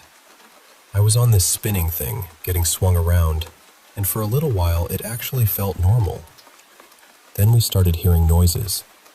At first it was easy to brush off. You know, trees moving, wind, maybe someone far away. But then it started changing. It sounded like humming. Then it sounded more like singing. And the second I really heard it, my whole body reacted before my brain did. I got this heavy, awful feeling in my stomach. Like dread. Not just being scared, but that deeper feeling where something in you says, leave. Now. Kale heard it too. He got quiet in a way that made everybody else quiet. For context, we live in Hawaii. Most of us in the group, including me, were born and raised here, and we grew up hearing about certain things you don't mess with. One of those things is the night marchers. They're said to be spirits of old Hawaiian warriors who still move through certain places at night. People here take that seriously. It's not just some spooky campfire story to us. So when you're in a dark, empty park and you start hearing strange singing from somewhere you can't see, nobody wants to stick around and find out. We all decided to leave immediately. Everyone was freaked out. My friend got in the driver's seat, backed the car up, and we started pulling out of the lot. People were talking fast, trying to explain it, trying to laugh it off, but nobody actually sounded calm. Then, as we were driving away, I looked toward the older playground. It was maybe 15 yards from the newer one, close enough to see clearly because part of it was lit. And standing there, in the light, was this black figure. Not a person in dark clothes, not somebody walking through a shadow. It looked like the shadow itself had a shape, and it started walking toward the car. We were already moving, so it wasn't like someone just approaching us in the parking lot. This thing was coming from the old playground, and I swear it didn't look normal. I was the only one who saw it there, but then I looked toward the tree line, these tall pine trees nearby, and I saw more shapes moving between them. Not one, multiple. That's when I really started losing it. The weirdest part is, I barely remember the ride home. I know I was scared. I know everyone was shaken up. But the whole car ride feels blurry, like pieces of it are missing. Later, my girlfriend asked me something that's been bothering me ever since. She didn't see the figure, but she asked, "Was it walking toward us?" I told her yes, and the way she asked it scared me more than I expected. Because I don't know why that detail mattered so much. I mean, obviously something walking toward you is worse than something just standing there. But it felt like she knew there was a difference. Since that night, every time I dream, I see the same shadow figure from the playground. The one that was walking toward the car. And I don't usually dream, or at least I almost never remember my dreams. But now I keep seeing it. I don't know what happened to us that night. I don't know if we heard something we weren't supposed to hear, or saw something we weren't supposed to see. But I know how it felt, and it did not feel like we were alone.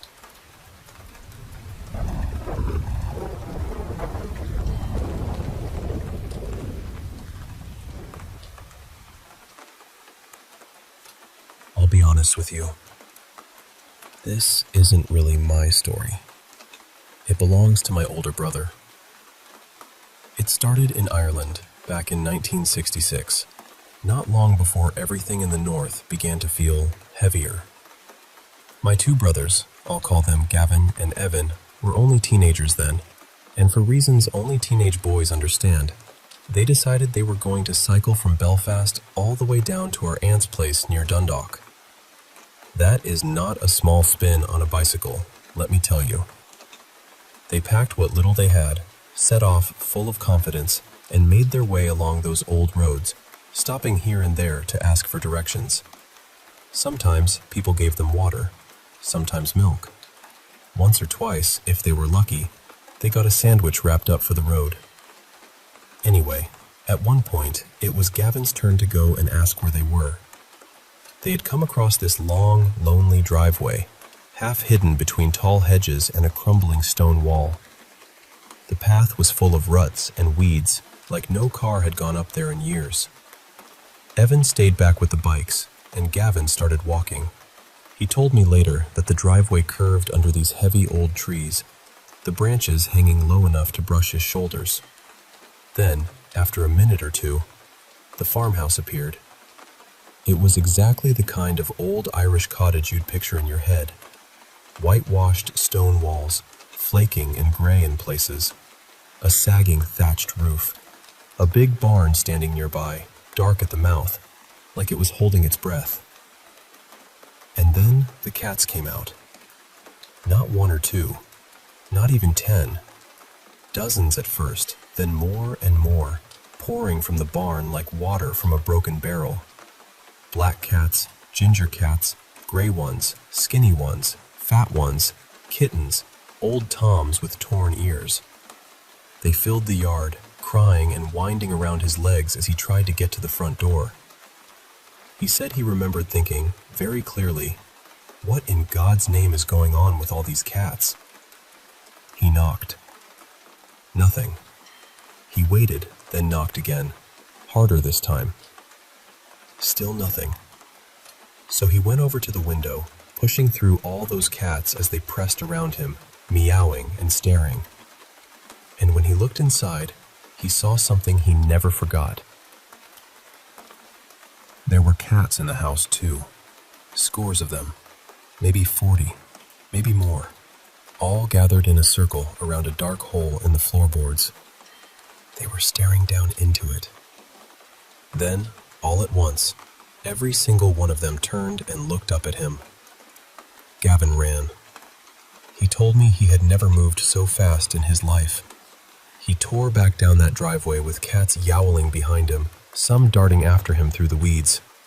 He was shouting for Evan to come and look, but Evan was already halfway down the road on his bicycle, pedaling like the devil himself had asked for a race.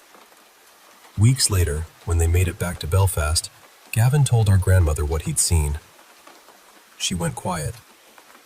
Then she told him he'd found the house of cats. Some people, she said, called it Whispering Ash Farm. It wasn't always there. It only appeared once every 50 years, tucked away down some forgotten road, waiting for the wrong person to come knocking. And that's the story as it was told to me. My brother's story. Though I'll tell you this much. If I ever see a long, empty driveway, an old barn, and even one cat watching me from the shadows, I'll keep cycling.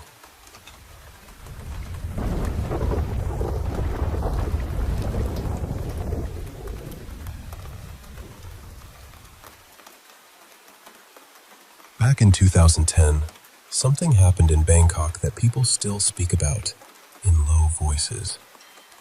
It was at Wat Pai Nyern, a temple that, from the outside, looked like any other quiet place of prayer. But for a while, people living nearby had noticed something wrong. There was a smell in the air. Not just unpleasant, but heavy, rotten. The kind of smell that stays in your throat after you've walked away. At first, people tried to ignore it. You know how that is. You tell yourself maybe it's trash, maybe it's an animal, maybe it'll pass. But it didn't pass. So one night in November, police came to the temple and opened a dark mortuary room. And what they found inside was something no one was prepared for. There were plastic bags everywhere. White bags, stacked and piled in the damp room. At first, officers believed there were a few hundred fetal remains inside. But as they kept searching, the number kept rising. In the end, they found 2002. Just imagine standing there in that dim, airless space, with the lights flickering above you and the smell pressing down like a hand over your mouth. People who had to handle the bags could barely continue. Some became sick. Others had to step outside just to breathe. The remains had been wrapped, tied, and stored away, almost like they had been hidden from the world and forgotten. Investigators believed many came from illegal abortions and had been kept there for months, maybe longer. The police sealed the area quickly. Soon after, they arrested a woman suspected of performing illegal abortions, along with 2 workers connected to funeral services. And when the news spread, Thailand was shaken. People were horrified, of course, but beneath the horror, there was something else too. A question that no one could really answer. How could so many tiny lives end up in silence like that? And then, as often happens when reality is too painful to hold by itself, folklore began to gather around the story. In Thai belief, the spirits of babies and unborn children are not always thought of as gone. Some people believe they remain close to this world. Some may become protective spirits. Others may become restless, especially if they were never honored, named, or prayed for. People began talking about Kumantong, spirit children believed by some to bring protection or fortune to those who care for them properly. Others mentioned Luktep dolls, which carry a softer, more modern idea of childlike spirits bringing blessings. But not every story was comforting. Some people said that if these spirits were neglected, they could become sorrowful, or angry, or lost. After the discovery at Wat Pai Ngern, rumors began to move through the city like smoke. Some said that in the nights before the police arrived, they heard babies crying near the temple. Not ordinary crying either. They described it as thin, distant, and aching, drifting from the dark corners of the grounds. Others claimed they saw small shapes near the mortuary, just for a second, then gone. Visitors whispered about shadows moving where no one was standing. Online, people shared dreams of wandering through abandoned temple halls, hearing infants crying somewhere nearby, but never being able to find them. Were those things real? Maybe some people truly believed they heard something. Maybe grief and fear made the mind reach for shapes in the dark. But either way, the stories spread. And then the darker legends came. There were rumors that some people tried to use fetal spirits in forbidden rituals, hoping for luck, wealth, or protection. People told stories about strange talismans, quiet rooms, and offerings left in hidden places. Others spoke of travelers staying in remote guest houses and hearing tiny footsteps outside their doors at night, or soft laughter echoing down empty corridors. And according to those stories, anyone who failed to respect such spirits might suffer for it. Sleepless nights, nightmares, a feeling of being watched, a child's cry in the room when no child was there. Even now, years later, the shadow of Wat Pai Ngern has not completely lifted. Some say cries can still be heard around the temple after dark. Some ghost hunters claim their recordings captured faint murmurs in empty spaces.